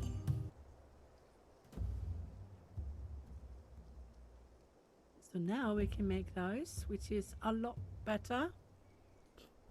Yeah, we don't necessarily need it, but I am going to build it anyway. And they cost 150, so it's going to take 3 years to gather 150 reed. And my people are so slow on the reed, seriously. Because we don't have a river, so there won't be amounts by any river. We are by the coast, and coast only has it via tall grass. Yeah. And also another thing to remember when you are high up in northern Norway, that is that you also, instead of tall grass or grass at all, can use moss as grass, as same material, because that is how a lot of our ancestors used building materials up high in the north. They used moss and peat. So yeah, not peat, the peater, but peat, you know, the building material, not Pete himself. He was not used to build anything. Oh, let me see how you're doing. Yeah, you're getting along. Oh, it's so pretty when it's winter. It's the best season ever. I'm probably the only one who has this view. But I love the cold. I love winter. I love storms. All kinds of storms. Absolutely love it. Not sandstorms. I don't like sandstorms. They are not nice. Sure. You will have something to complain about, but sure. Go, go, go. And now we have the large benches. So this is a period between end Meso, start Neo, where you tend to get a lot of discoveries and a lot of new objects from migrants. Because there was so much that was discovered when agriculture was introduced. You could have more people in your tribe, people survived more, you had more calories from the corn products, hence you didn't need to constantly hunt or go around for days gathering food. You had it basically on your doorstep, and you could work right outside your doorstep. So there are many reasons why there was a sudden high increase in things that got figured out and invented. For instance, all the agriculture forced people to come together in big tribes and work out the problems. And of course, a lot of heads think better than just a few. So it goes without saying that it's multifactorial why things are the way they are with regards to figuring things out during those timelines. Oh, this is so pretty. Look at it, it's so pretty. So, so pretty.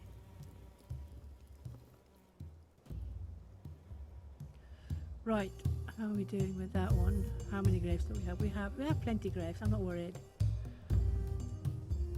You were 72.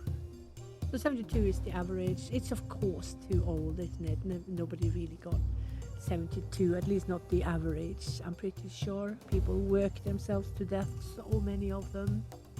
But it's how it was, wasn't it? It's how it was back then. So yeah, we have to accept that things were the way they were. They were. You know what I mean? It's getting late. It's time for bed soon for Lily. I've been sitting for hours doing this. Absolutely love it. That's what you get when you're an addict. When you love what you're doing, time flies. You don't notice the time unless when your bum starts hurting because you've been sitting for 3 hours straight. Not recommended. Should get up at least once every hour and run about a bit. Oh, up and down the stairs, not a bad idea. Yeah, not sit too long at the same time. But yeah, look how far we've come. We're tipping over to 5k now any moment. So yeah, let's get a bit of woodworking skills into our generation before the elder ones take the skills with them to the grave. We don't want that. So like I said earlier, it's also your responsibility as a player to make sure that you create tasks for your younger generation as well. And even if it means that you have to perhaps place down things you don't necessarily need, you can easily get away with beautifying your cities, your villages in this timeline, not in 10k BC. That's not going to work very well. Let me see. The odd fencing around your graveyard is sure fine, but not like we normally do with fencing everywhere. It's very pretty, but it's difficult to maintain such a luxurious way of playing in 10k BC. But at least people can go and practice a bit their woodworking now, so I'm going to do a little bit more of it later and just see how well they're doing. As long as we get at least one of the younger generation to get up to the tribe max level, like the elder one who probably has the max level, then we are okay. So because when the older one dies, then we still have a younger generation that has his level of skill, so he can again then teach the next generation. So this is kind of how generational skill is working. It's kind of the same as it is today. You know, you can't go on you couldn't go on interwebs and figure stuff out. Back then it had to be practice and learned via mouth and stuff like that, by word.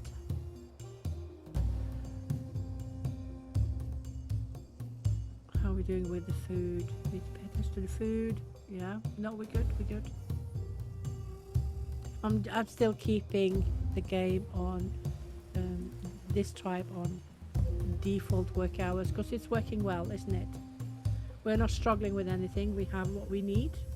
Plus, we would have the luxury of being able to build a temple men here, put people to gather stones, because we have everything we need covered by the other groups. So this is also something I'm gonna put down my graphics card setting, because I just remember that the higher graphics card setting I use, the longer time it will take to render in my editing thing. So it's gonna take like 6 hours to render now, seriously. I have a really good graphics card. It's a 4080 RTX, I think it is. I just got it a month ago or so. So I normally play with max quality on my graphics card, but I need to remember to always turn it down when I'm recording, because it takes ages to render the video. It's not a good idea.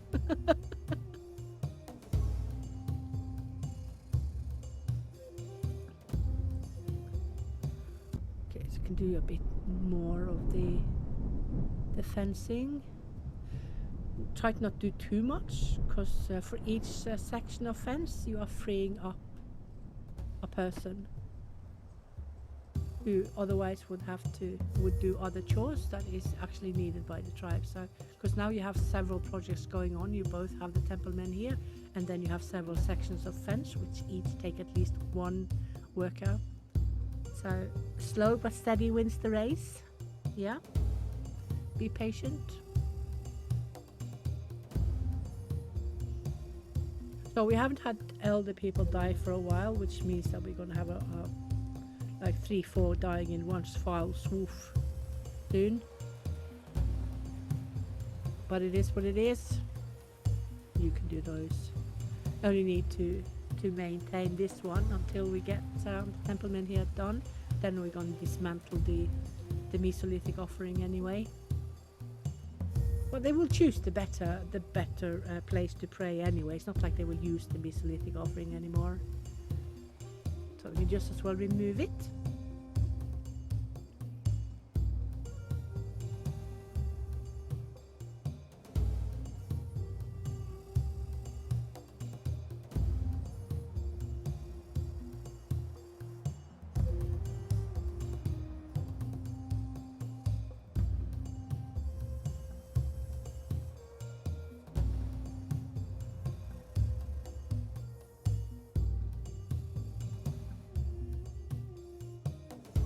Everything is going so fluently. It's so nice now, isn't it? So relaxing.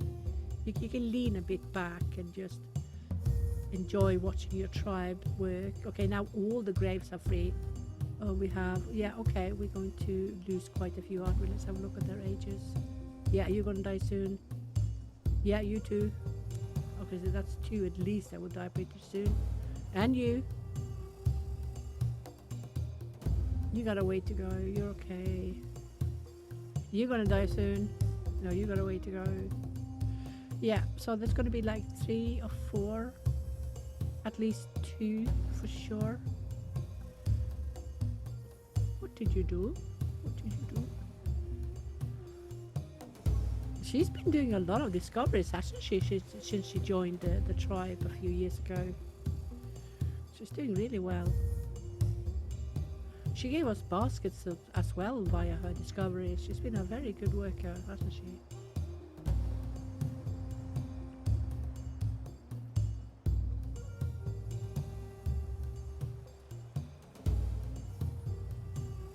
How's the food?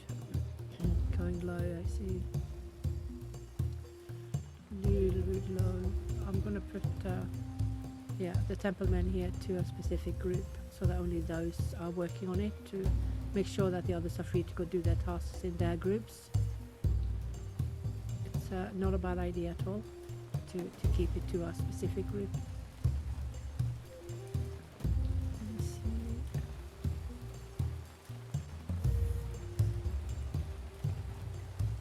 There's quite a few things we don't have. But we do have some, yeah. So we do have some, but it's not much. But it's a little bit of almost said everything. It's a little bit of this and a little bit of that. So it should cover everybody's wants and food preferences. I do like that the food preferences are so streamlined now compared to what they used to be. Because you can see that everyone has at least something that they do like. Instead of being very, very picky about a type and they didn't touch anything else other than that. That used to be really annoying actually, so I'm glad they kind of went away from that.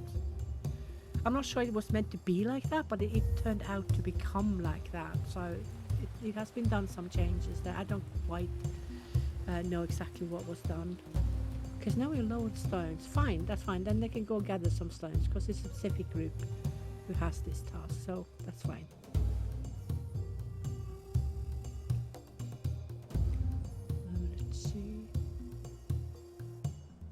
You don't need that many anymore, because I don't think I will build a lot more fencing now. You should get some support. Give some support to those who are gathering straw. This is what I call a recovery method, to make sure that not everything falls on one group when it's clearly a bit too much. So that means I give other groups that can spare the time the same task, but in different amounts, a support amount, like half of it or 1/4 of it. And this is something that I have found to work very well. If it starts going bad, then you can change it. This is what I mean with it. It can be very micro-managementy to do hardcore, but this you can also do on beginners if needs be. You just need to experiment around and see what your tribe can manage. Because the tribes are not necessarily the same all the time, so there you go.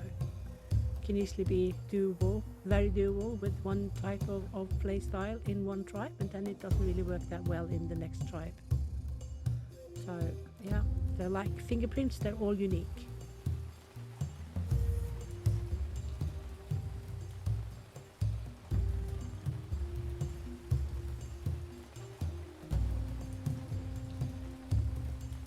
So what I do like about the game that has never really changed is that there are always more than one type of balance to find in the game. At least there is one good balance, and then you have several other types of balance where you need to adjust more, and then you have balances where you adjust less. And the thing is, the balance is very fluid in the game. It's not the same all the time, so you can't just lean back and not do anything after you've done your groups. You need to keep an eye on the environment and how your tribe is behaving at all times. Let me see, do we have roundhouses yet showing? No, they're still just pelt huts.